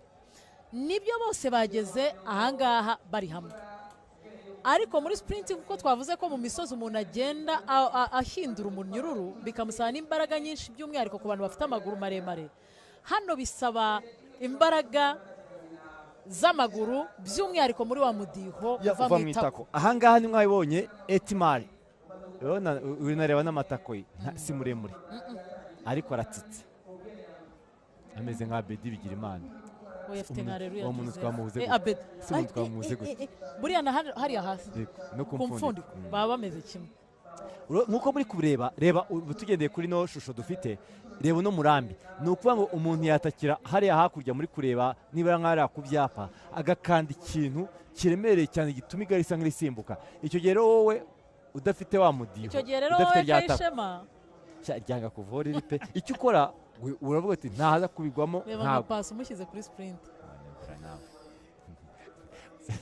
ugiye munsi yanjye nuko nagira ngo dusobanurire abantu kuri sprint impamvu abantu bose bahageze harimo tekinike zo kurwana nuko mugerayo kuko urebye nk'uburyo Itamar na ekipe ye bahageze deje ubona ko bamaze kumukingira ikibaba biza kumufasha kwitegura ndetse no kwinjira muri sprint ariko kandi nyine hakaza na ya specialite na wa mubiri wemereye Itamar kugira ngo ashoremo igare ashyiremo imbaraga ze zose ahitegukana aka gace ka mbere ka Tour du Rwanda 2026 kahagurukiye mu karere ka Gicumbi kagasoreza mu karere ka Rwamagana intera kilometero 173 na metero 600 mu gihe tugejeje rero guhemba mbere yuko dutangira guhemba harabanza habeho ubutumwa bwa perezida wa Ferwasi ndetse wende byinshi amadetero turaza kugaruka mu kanya nyuma yaho tunakurikire ubutumwa buze gutangwa n'umunyamabanga wo muri Ministeri ya Siporo kandi basoma ingera ubundi tubone kujya mu gice cya kabiri cyacu cyo guhemba ari nako ubu ikiba kiri kuba rero ni ukuzana abakinnyi bose buze kujya kuri podium kugira ngo bitegure bajyare hafi muri tente bamwe babanze banihanagure kugira ngo bajye kuri podium bakeye ndetse basa neza ubundi bafata ifoto y'urwibutso kubera ko iyi foto ari umuntu abantu bamwe bayihize bayibuze iragoranye ifoto iragoye kuko iravuna urabona ko byabasabye urugendo rurerure ibirometero byinshi kugira ngo iyi etape ya mbere bayegukane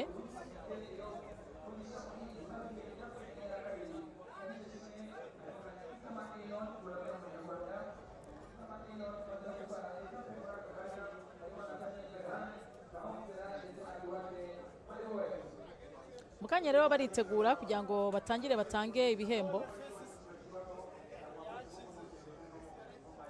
tangwa ibihembo ku bakinnyi bahize abandi muri etape ya mbere dushimire cyane abakunzi b'umukino w'amagare by'umwihariko abaturage bo mu karere ka Rwamagana kurabona ko nta mufana nta gare hari n'akantu karerega igare rigeze ahantu haryoshye twibagiwe kubwira abantu ko n'iyi mase y'abafana iri muri bimwe byatumye duhabwa Tour du Rwanda kabiri n'igice kimwe na shampiyona y'isi ubwitabire bw'abafana ku mihanda kuza kureba amagare so mu kanya rero wenda turaza ku Christian be hafi kugira ngo aganize umutoza w'ikipe y'igihugu twumve we imibare yapanze uyu munsi icyari kirimo kugira ngo atuganirize twumve byagenze gute n'iki cyabaye ku bakinnyi be kubera ko umuntu avuga kuri Team Rwanda byumvikana duhe n'ishusho y'umunsi wa mbere w'isiganwa kuko umuntu avuga ko mu by'ukuri twabonye isiganwa ryagendaga umuvuduko wa kilometero 45 ku isaha navuga ko hari umuvuduko munini uri hejuru cyane ku isiganwa ku magare ndetse umuntu avuga ko rwose dusoje ku rwego umuntu avuga ngo rushimishije tubabwira ko rero ni Tour du Rwanda iri kuba ku nshuro ya 18 kuva iri siganwa rigeze ku rwego mpuzamahanga kuva mu mwaka wa 2009 ubwo ryatwagaga n'umunyamaroke Adil Jero ndetse kugeza ubu ngubu ubwo turi gushaka uza gusimbura Fabien Dube umufaransa watwaye iri siganwa muri 20 watwaye isiganwa muri 25 iyi ni ataka uyiduhaye yakoze ni Nkundaba Eric baramukurikira ndetse amaze kumukurikira Edeman ahita amudepoza nguko byakomeje kugira ngo tuze kubona itsinda ryavuyemo abakinnyi babiri baza kujya muri breakaway ari nako Da Silva yazaga kumujoininga cyangwa se kumwegera babiri bakomeza gutyo bajya gushaka igihembo ariko ntibakibona ngo bagitware ko bakibonesha amaso utwo barebaga ku murongo mu kilometero kimwe ahantu bajyaga gusoreza baharebaga n'amaso yabo ariko birabangira. ubwo rero ibi ni ibigize sprint, ni ibigize umukino w'amagare aho abantu bakora ariko bikaza kurangira umuntu atakaje cyangwa se atakaje ibihe. Reka tuganirize umutoza umutoza Sempoma Felix. Sempoma Felix atubwira uko abahungu be bagendaga n'ukuntu yakiriye sprint. Coach Sempoma na Christian umwanya n'uwanyu.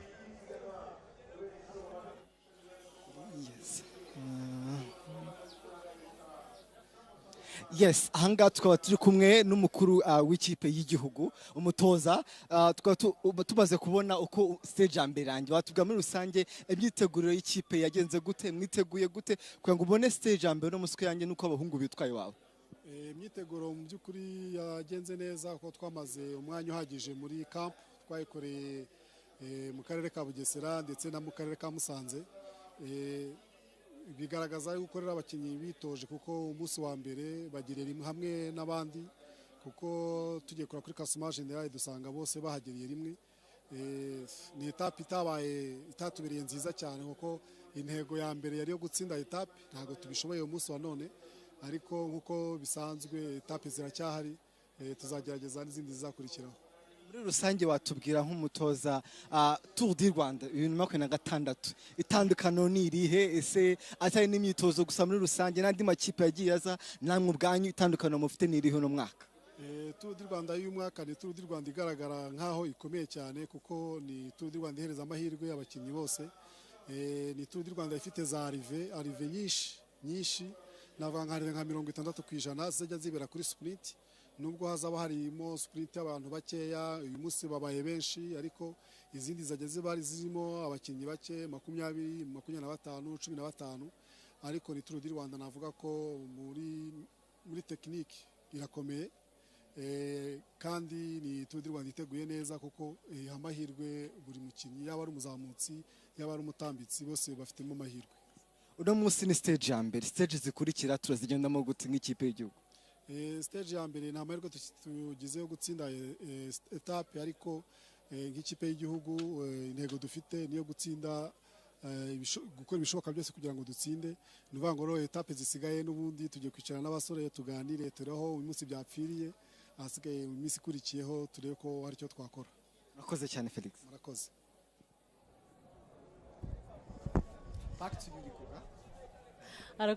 arakoze cyane. Hanyuma hari itangazo ubuyobozi bwa Tour du Rwanda buramenyesha ko ubwo uyu munsi abaga stage ya mbere yavaga i Rukomo iza hano i Rwamagana, ubwo isiganwa ryarigeze mu gace ka Gabiro, imodoka ya karavane yataye umuhanda igonga abafana. Muri abo bafana babiri bahise batakaza, cyangwa se abantu bari ku muhanda babiri bahise batakaza ubuzima, 6 barakomereka. Kuri ubu bakaba bari kuvurwa ndetse bari gukurikiranirwa hafi. Polisi y'u Rwanda irimo gukora iperereza ku cyaba cyateye iyo mpanuka, nako dufata mu mugongo ababuze ababo. Nibyo bihangane.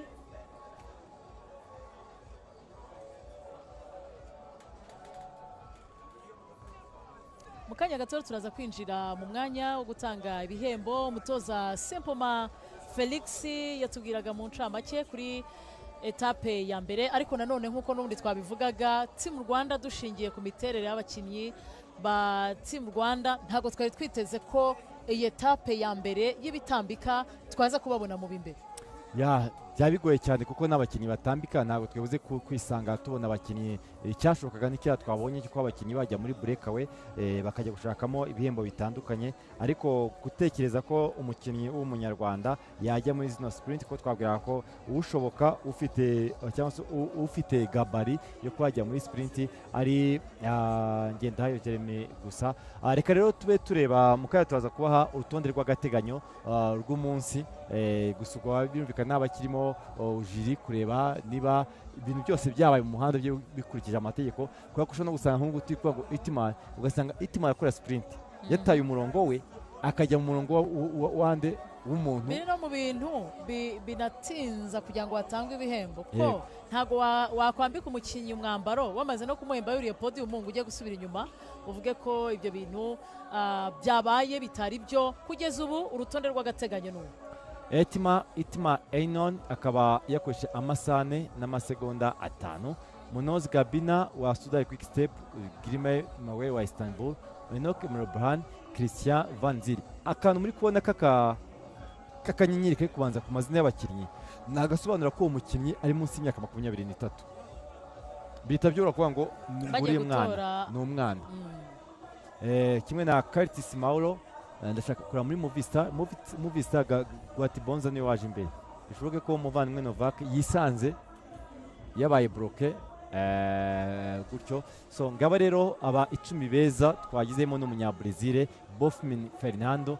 Ntegereje kumenya niba abanyabrazil bazamuka cyangwa batambika. Gusa kugeza ubu kuba twabonye umwe ajya muri breakaway undi akaza mu 10, Brazil baratambika. Nabo mu bitambika. Ahubwo se ko iriya Copacabana. Urageze. Ese Copacabana arazamuka. Ku munsi w'ejo dushobora kuzongera kubona urutonde rwenda standing yenda gusa ni kuri etape.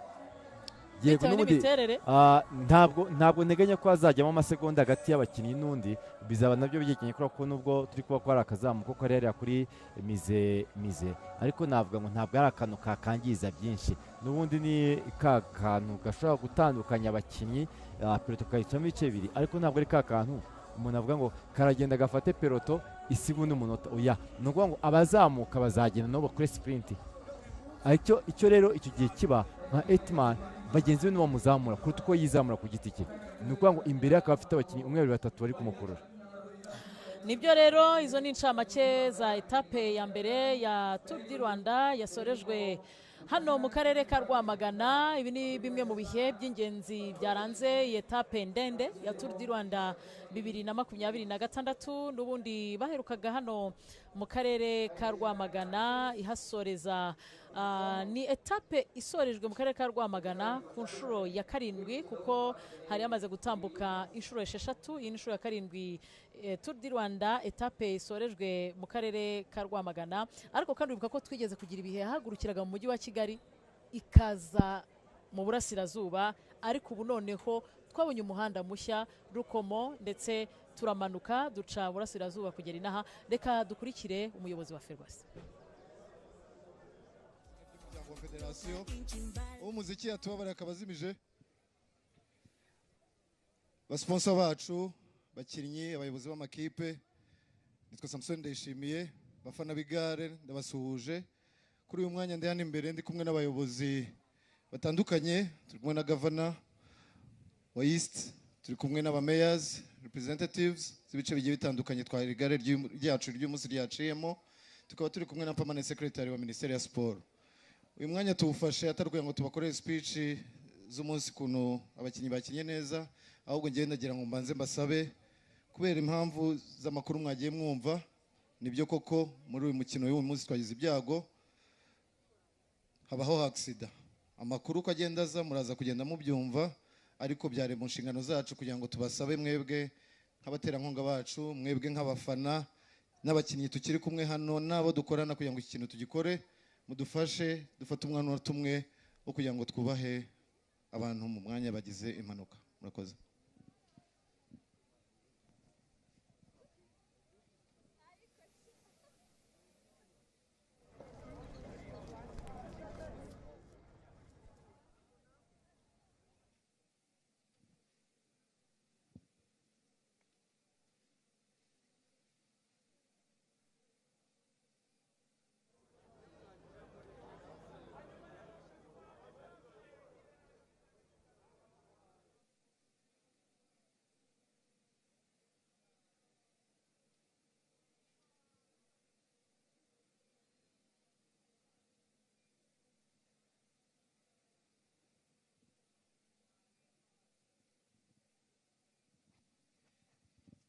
Murakoze.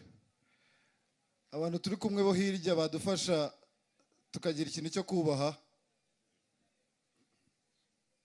Mwadufasha sekirite mukatubwira abantu bo hirya kugira ngo twumvikane. Muri uyu mwanya ndumva mwadufasha tukakira Madame PS wa Minisport mu izina rya siporo akagira icyo atugezaho. Murakoze. Good afternoon. As the President said, we celebrate the first stage of the Tour du Rwanda, but we're also saddened by the news of the accident that happened this morning.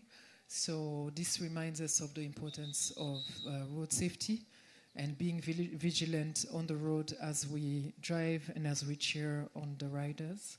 Our thoughts and prayers are with the families of the victims, and we wish quick recovery to the ones who have been injured. Thank you.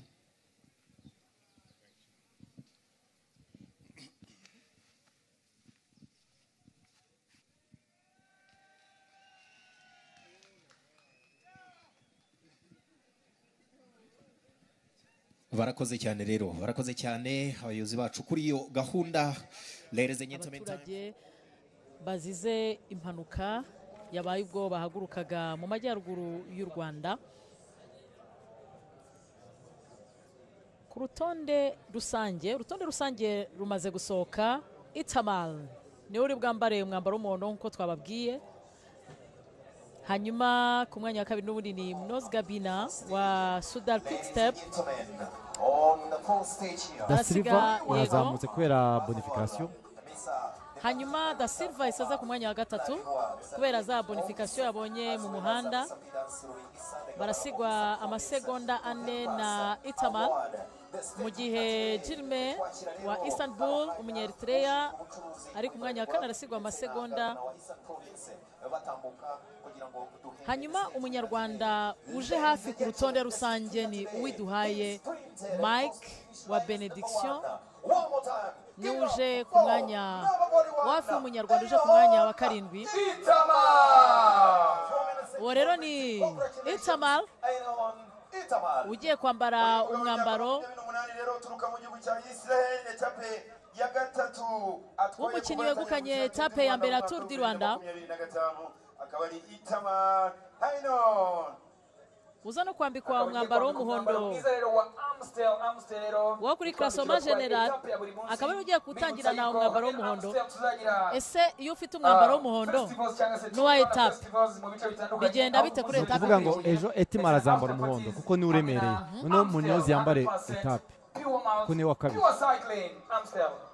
Nuko rero ubwo sazawumuha ko badakina muri oya nuko uri yaragumana, ahubwo organization ifite jezi yo kwambika umuntu na jezi yo gukinana, ariko aramutse ari buwambare ubwo ura wundi iyo turirangiye winyuza muri office ke tutahana. Impamvu rero nari bikubajije ejo abantu byari kuzabacana bakajyabona uri hamwe no mutuku wambaye undi. Oya uriya wambarwa n'uwa kabiri bitewe nuko Itama yahisemo kwambara ko ntiyambara ari ibi, kandi rimwe na rimwe barimo no kwamamaza nyiri jezi kuko niyo itanga uyu mwambaro. Umwambaro rero ashyikirijwe na guverineri w'intara y'Uburasirazuba Pidas Rwingisi. Yego, hanyuma rero bagiye gufata n'agafoto k'urwibutso. Nazamurana n'indirimbo ntabwo igizamura amarangamutima yawe. Oya nzi ko nta gikombe nyantwara, nta kintu na kimwe urashimirwa se. nzi igikombe nta nyantwara. Navugaga rero umunyarwanda uri hafi ni Uwiduhaye Mike uri ku mwanya wa 7. Undi munyarwanda ku rutonde rusange uje hafi ni Muhoza Eric wa Team Amani waje ku mwanya wa 15. Uwiduhaye nawe ni azamuwe na bonification yo muri sprint ya mbere yaje ku mwanya wa 3. And of course, the honorable jersey goes to someone so special today. It was a beautiful day. In their company, of course, they undi munyarwanda waje hafi ni Tuyizere Etienne waje ku mwanya wa 18.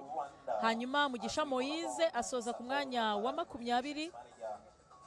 Mu gihe Nsengiyumva Sham yaje ku mwanya wa 24. Byukusenge Patrick yasoje ku mwanya wa 30. Nkundabera Eric ku mwanya wa 33. Masengesho Venker ku mwanya wa 32. give it up for number 41, Ainon Itama. Congratulations. Congratulations. Umunyayisiraheli rero ukomeye cyane gusa. hanyuma kandi Ngendahayo Jeremy asoza ku mwanya 36. Itamar umwambaro uruta iyindi kaba kakiri na gashya na kariya kantu karimo kugira ngo yeke ko atari umukuburano umukubura mana yanjye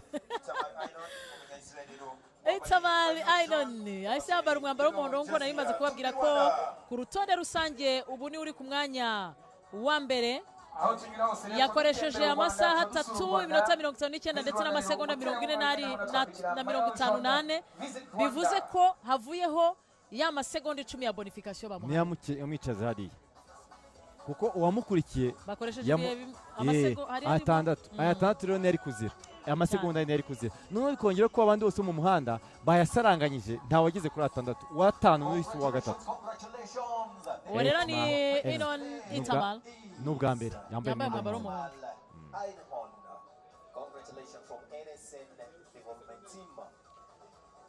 nibyo rero nababwiraga ku bakinnyi b'abanyarwanda undi waje hafi ni Ngendahayo Jeremy waje ku mwanya 36 ufite Imana Shadrack ku mwanya 38 mwanya 40 Ruhumuriza Aime mwanya 41 nzafashwa nayo Jean Claude inyuma ya Enoke yibamba gatigare ku ruhande hafi y'ibyo bibaho abamuciyeho n'ubuhanga budasanzwe. And of course we call upon from BRD, we call upon Denise. Mukanya rero hagiye guhembwa umukinnyi wahize abandi muri sprint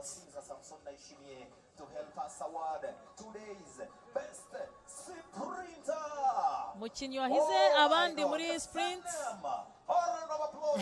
kuko afite amasegonda 10 atwari Rwamagana mu gihe cy'abandi bo barwanaga n'amasegonda hariya we hariya hari 6 Da Silva abonye 6 aba ba Da Silva wa mu gihembwe cya mbere yego undi wa mbere mu gihembwe cya kabiri uyu abaye umwaka wose yego amasegonda gusa bizakora kuri etape zingahe 3 etape ya yingiyi etape y'ejo na circuit Rubavu.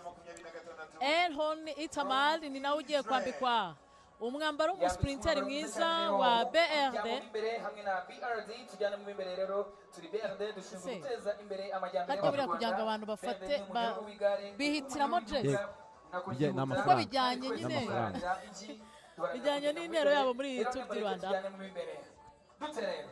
ahubwo kuki batashatse igitekerezo bavuga bati tujyane muri sprint tujyane mu imbere breakaway nishyura amafaranga babishyuriye cyangwa bajyane muri breakaway tujyane muri breakaway kuko urumva buriya mu igare icy'ingenzi ni breakaway kuko breakaway niva mu tsinda nibyo uwo rero ni Iron Itamar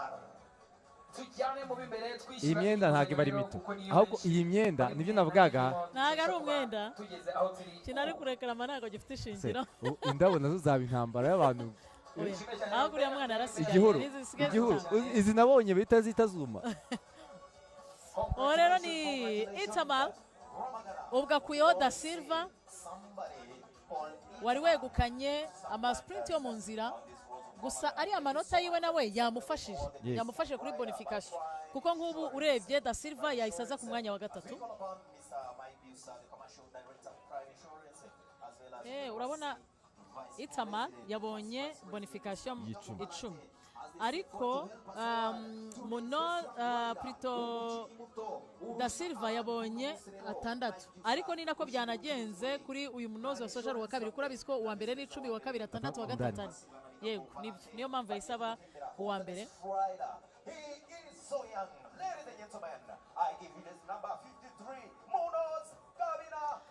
Munoz Gabina Odei wa Sudan Quick Step niwe ugiye guhembwa nk'umukinnyi muto wahize abandi wegukanye uyu munsi igihembo cy'umukinnyi ukiri muto kurusha abandi igihembo gihabwa umukinnyi utarageza ku myaka 23 umuvandimwe w'umwana nawe urabona itako rye umunozo wamubona ukuntu ameze urabona ko umusiprinter reba noneho ukuntu yataza vagari inyuma nawe afite kabisa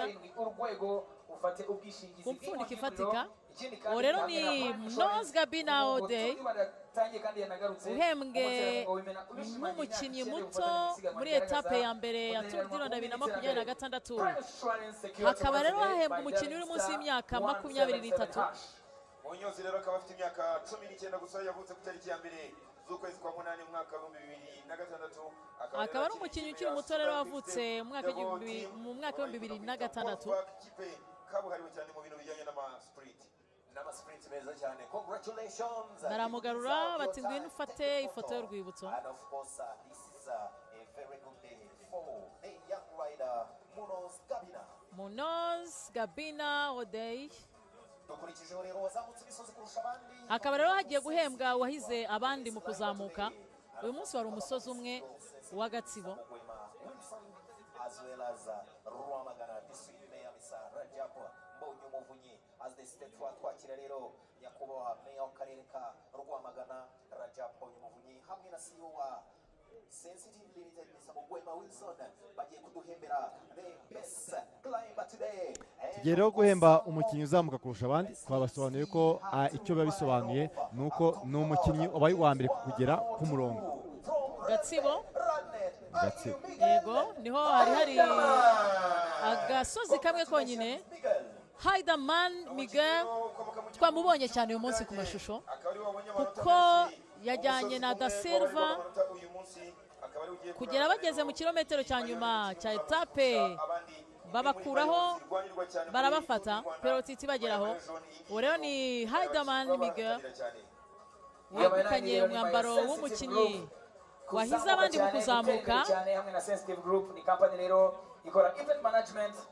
Wifuza rero gutegura igikorwa cyawe cyangwa se event yawe iyo ari yose mu bintu byayo byose wifuza, screen, sound, protocol n'ibindi byose yaba MIC hamwe na Sensitive Group turahari ngo tugufashe uko twishimira iterambere rya buri wese.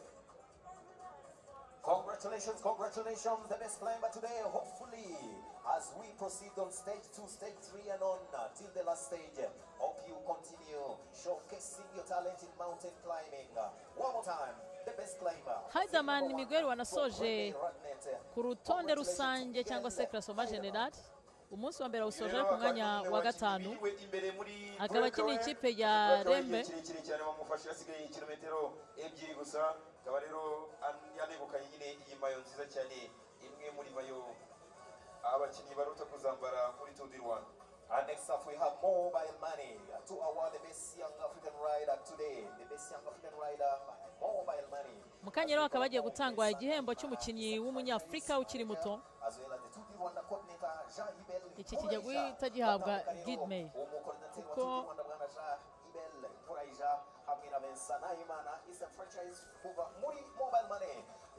cyangwa Vanle katurebe ni Gidmey ushobora kugihabwa tutari umuntu bagiye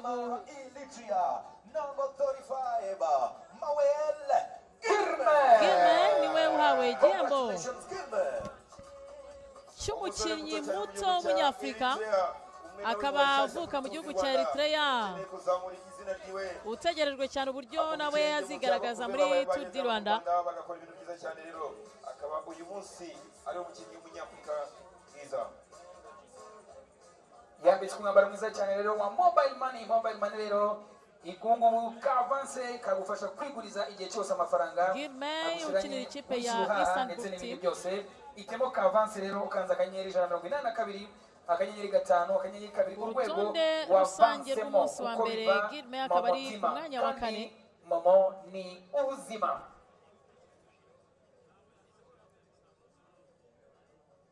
Iyo ni mobile money rero irimo kumwambika kandi akanyenyeri 182 akanyenyeri 5 akanyenyeri 2 Gidmey nimbabaye umukinnyi muto w'umunyafrika n'ubundi niwe ushobora kuza guhembwa nk'umunyafrika, ni nawe munyafrika mwiza. kandi tutanabihaririye yakwira bake bitari uko ari nini ariko nibura noneho we para raporo ya bagenzi bo muri Eritrea urabona ko afitemo umubiri n'uburebure. Urabona ko umubiri urimo abandi ubona nyine yeba ni gare ryaramukamuye.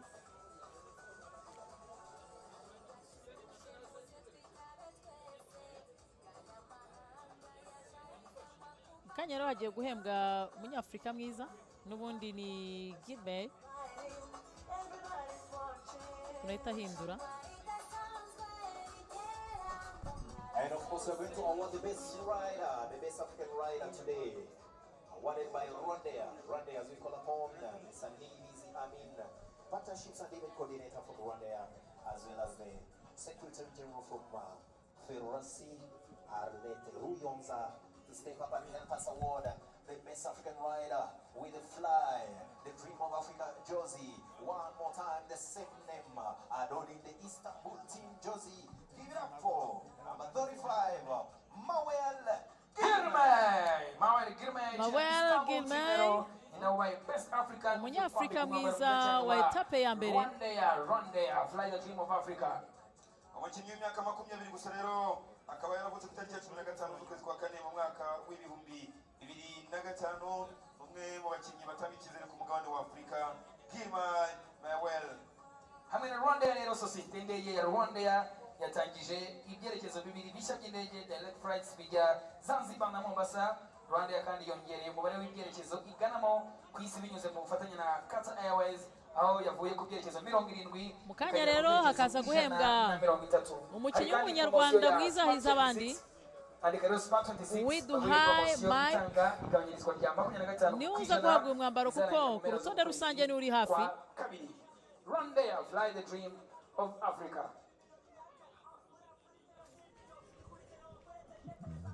ubundi hari umuntu ufite amahirwe yo kuba yatwara jezi zose.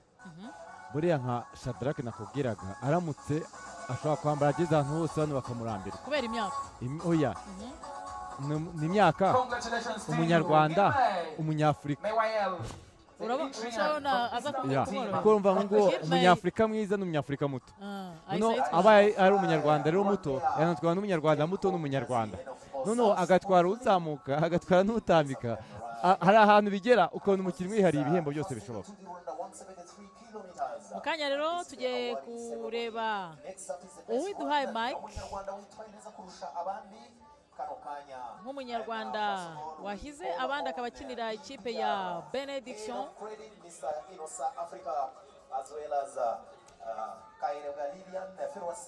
Uwiduhaye wagiye muri breakaway gusa attack yamukozeho cyane bazamuka ku musozi wa Gatsibo asigara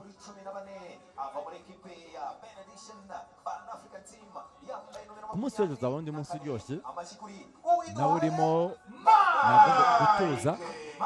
gutuza kwayo ariko bikaza kurangira nyine dusoje muri cyo abafaransa bita ngo ni bagare, buri muntu akiza amagara ye baterera hejuru n'asamaye.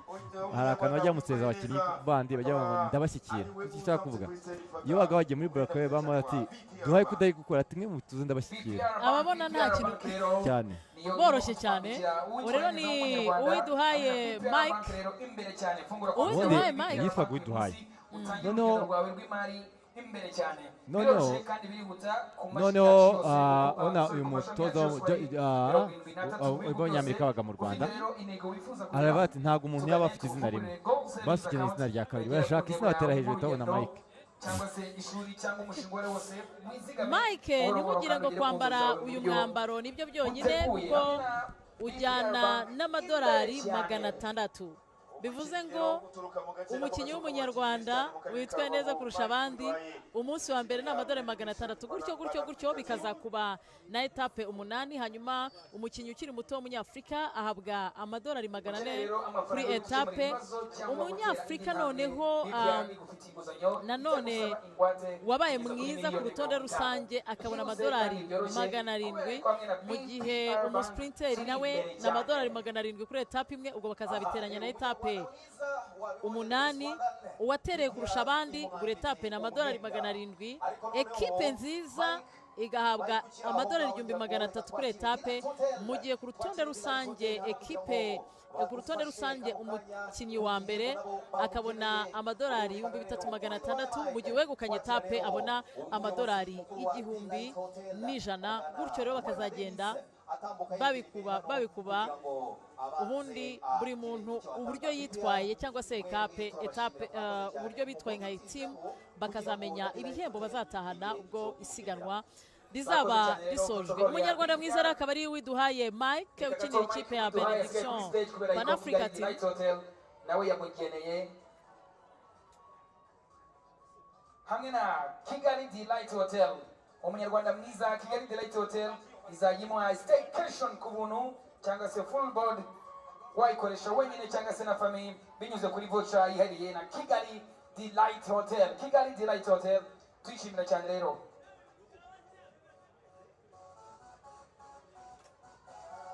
iyo rero bayita staycation. Uwo rero ni Uwiduhaye Mike. Utazibagirwa massage. Mu kanya rero akagiye gutangwa igihembo cy'umukinnyi wakoze breakaway igihe kirekire kurusha abandi, akaba ari Heidemann Miguel ukinira ikipe ya Rembe Radnet,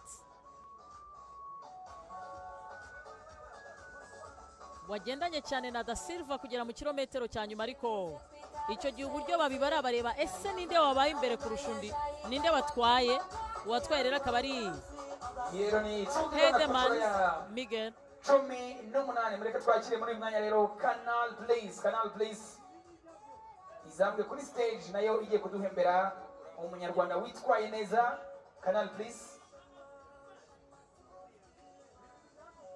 bibutse ko amashusho ya Canal Place amashusho meza cyane azajya yerekana Tour du Rwanda uko yagenze hamwe na Canal Place. Nimuzajya mucikwa rero Twibutse ko ejo ari etape ya kabiri izahaguruka mu karere ka Bugesera mu mujyi wa Nyamata, bagaca mu muhanda wa Kibugabuga na Ngeruka bagasohokera i Nyanza, bakagenda bagasoreza mu karere ka Huye. Imbere y'inzu mberabyombi niho bazasoreza etape ku munsi w'ejo. Izaba ari etape ya kabiri n'ubundi nayo ifitanye isano neza na etape ya mbere, kuko nayo ni etape itambika, bivuze ko nayo izabamo amanota ya bonification, yaba ari sprint zo mu muhanda ndetse no gusoza.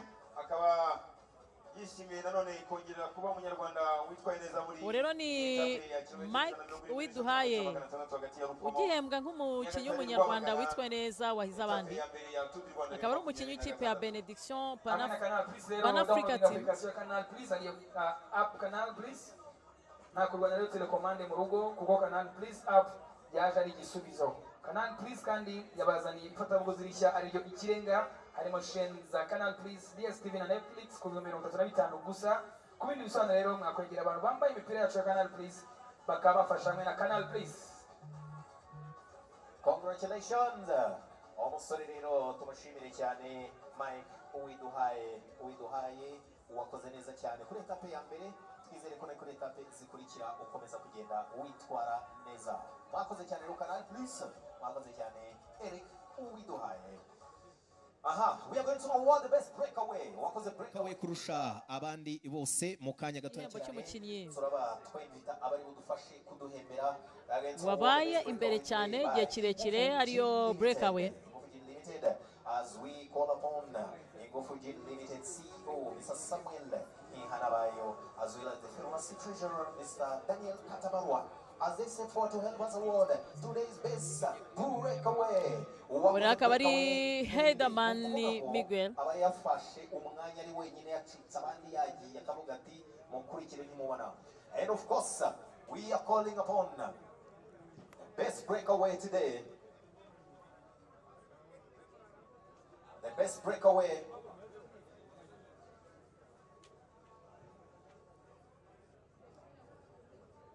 And of course taking home, of course, the best breakaway today.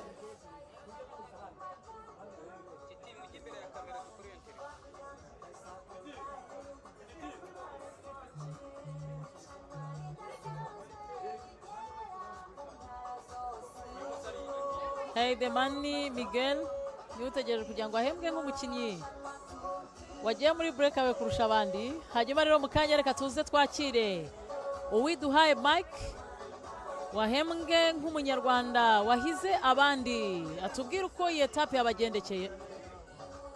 Kumwe na Uwiduhaye Mike. Uwiduhaye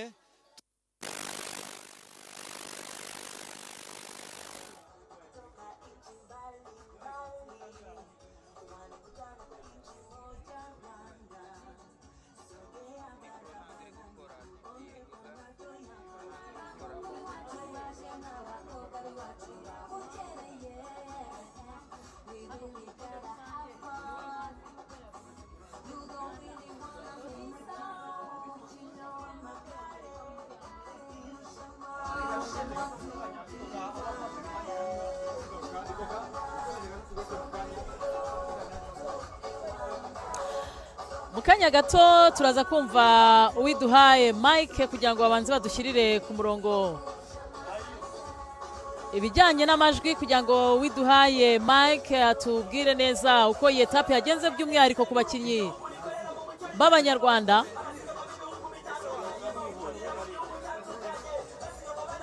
Ni kimwe mu bintu dukeneye kumenya ndetse tukanamenya uburyo ku munsi w'ejo uburyo bazitwara muri etape ya kabiri yewe n'uburyo biteguye Tour du Rwanda 2026 muri rusange. Uwiduhaye Mike kuko Abanyarwanda bose bategereje kumenya ese niki cyagenze neza ku ruhande rw'abakinnyi b'Abanyarwanda.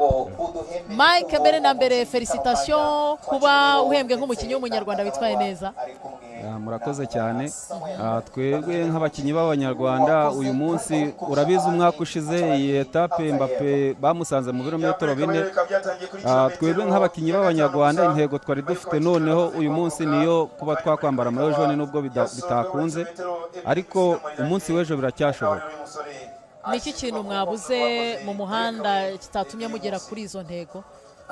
Ikintu twavuze mu muhanda cyatumye tutagera ku ntego twari tugeze mu ntuza mu musozi wa Gremperi, bariya abazungu baratwataka ariko twagerageje twabonye iporoto yari iri inyuma ifite imbaraga zisumba izo twari dufite kubera yuko n'ubundi twabonaga ko tutari bugereyo, ubwo ducungana n'imbaraga zacyo twari dufite, ubwo tugwana no kurangiza muri poroto nta bihe bari kudusigamo. Niki kintu mwabuze ubwo mwari mugiye kugera ahatanga amanota y'umusozi kuko twabonaga ko bishoboka ko mwayegukana ariko birangira ari amanota mu musozi mutabonye bityo binajyana no mu manota ya sprint aho waje kubonamo umwanya wa gatatu? Impamvu yabiteye twebwe nk'Abanyarwanda twashakaga kujya ari amanota ya Gremperi ariko bari abazungu twakoraga bakanga gukora cyane bakatwereka ko nta mbaraga bafite kandi bazifite. Muri make mbega nitwe twakoreshaga imbaraga nyinshi bo ntago bakoreshaga imbaraga, niyo mpamvu badutaye muri uriya musozi tugasigara twenyine. Urebye etape yo ku munsi w'ejo ni etape ubona nko muri benediction mugomba kuzakina gute kugira ngo muyegukane nk'uko muvuga ko aricyo kintu mwifuza? Etape yo ku munsi w'ejo buriya umunsi wa mbere isiganwa ryose ugeze mu munsi wa mbere uragorana. Ejo birashoboka ko etape y'ejo twayegukana. Twebwe nk'abakinnyi b'Abanyarwanda ikintu tuzakora tuzacunga kuba turi muri breakaway. Urabona hari ugiye kugera i Huye muri uriya musozi niho dufite gahunda yo kuzakinira igare, birashoboka ko iriya etape twayegukana. Ni uwuhe mwihariko n'iki kintu kidasanzwe ejo mwakoresha kugira ngo iyi etape kuko n'ubundi nta tandukaniro rinini ifite na etape y'uyu munsi usibye mu kujya gusoza aho etape izasoreza? Ikintu cya mbere twakoresha kugira ngo tubashe gutwara iriya etape y'ejo yihuye, icya mbere ni uko twakwishyira hamwe. Byose birashoboka ko twayitwara twishize hamwe. Urakoze cyane kandi amahirwe masa widuhaye. Uwo rero ni Uwiduhaye Mike, akaba ari umukinnyi wa benediction ari nawe wahembwe nk'umukinnyi w'umunyarwanda witwaye neza kurusha abandi, ndetse murabyibuka ko yaje ku mwanya wa gatatu ubwo bahataniraga amanota y'intego muri sprint ubwo bageraga Nyagatare, akaza gusoza ku mwanya wa gatatu. Ikipe rero yabaye nziza muri etape ya mbere akaba ari ikipe ya Bucket, nibo bagaragaje gushyira hamwe gukorana ndetse bakaza kugera ku murongo bahize andi makipe 16 asigaye muri 17 nayo irimo ari gukina Tour du Rwanda 2026. Ubwo rero mu kanya turaza gusoza uyu muhango wo gutanga ibihembo Kayishema, ariko Uwiduhaye yambwiye ko ikintu cya mbere Abanyarwanda bagomba gukora kugira ngo bazegukane iyi etape yo ku munsi w'ejo ndetse banitware neza muri Tour du Rwanda nuko bagomba gukorera hamwe bose. Ese bizashoboka? Birashoboka kuko abakinnyi bahura muri ikipe y'igihugu baraziranye, kuko yaba abo muri Amani, yaba abo muri Benediction, yaba muri timu Rwanda, navuga ngo abo batamenyanye cyane nabo muri Meisa, ariko gukorera hamwe rwose ni ibintu byumvikana. Ikipe ya Baked rero ikaba ariyo kugeza ubu ngubu babara gute rero ikipe nziza, ni ukuvuga ngo mu bakinnyi batanu yo gukina bafata ibihe by'abakinnyi batatu ba mbere bakabiteranya. Iyo bagize byinshi ni ukuvuga ngo botenye tuvuge nk'uyu munsi bakoze amasaha 4 bagateranya bakagira iminota amasaha 12, abagize amasaha 12 n'iminota 1 rwa gatatu, ariko bafashe abakinnyi batatu babeza. Impamvu bafata batatu rero kandi ari batanu ni uko abandi babiri baba bavuze ko bakoze akazi kanini ko gukorera abandi batatu. Niyo mpamvu gusobanurira abantu batuva n'umukino ko harimo uruhare rw'ikipe biragoranye, ariko n'ibintu bagomba kumva. Nibyo bagomba gukina nka ekipe. Abantu badukurikiye hirya no hino ndatekereza mwaryohewe na etape ya mbere ya Tour du Rwanda yahagurukiye mu majyaruguru y'u Rwanda mu karere ka Gicumbi, ikaba yasorejwe mu burasirazuba bw'u Rwanda mu karere ka Rwamagana inshuro ya 7. Iyi etape yahasorejwe. Hanyuma rero ku munsi w'ejo ni etape ya 2 n'ubundi muzayikurikira live kuri televiziyo Rwanda kuva itangiye Nyamata kugera isojwe mu karere ka Huye. Ni etape ya 2 nayo muzakurikira kuri televiziyo Rwanda. Nuko rero dusoje umunsi wa mbere wa Tour du Rwanda 2026 etape ya mbere. Ikimenyetso kirimo ni uko ushaka Tour du Rwanda ari hafi, bityo ntabwo agomba kwisiga, agomba gukomeza kubarebesha amaso yombi. Enoch umwanya wa 4 nicyo ushatse kuvuga kuko ari gusigwa amasegonda 5 yonyine no Itamari ku mwanya wa mbere. Nuko rero ni nuko dusoje igice cya mbere cya Tour du Rwanda 2026 hano mu karere ka Rwamagana, ariko kandi muri studio za televiziyo Rwanda turi kumwe na mugaragu Kuwiteka David. Kuwiteka komerezaho tugarukirije. Tugereye amahoro.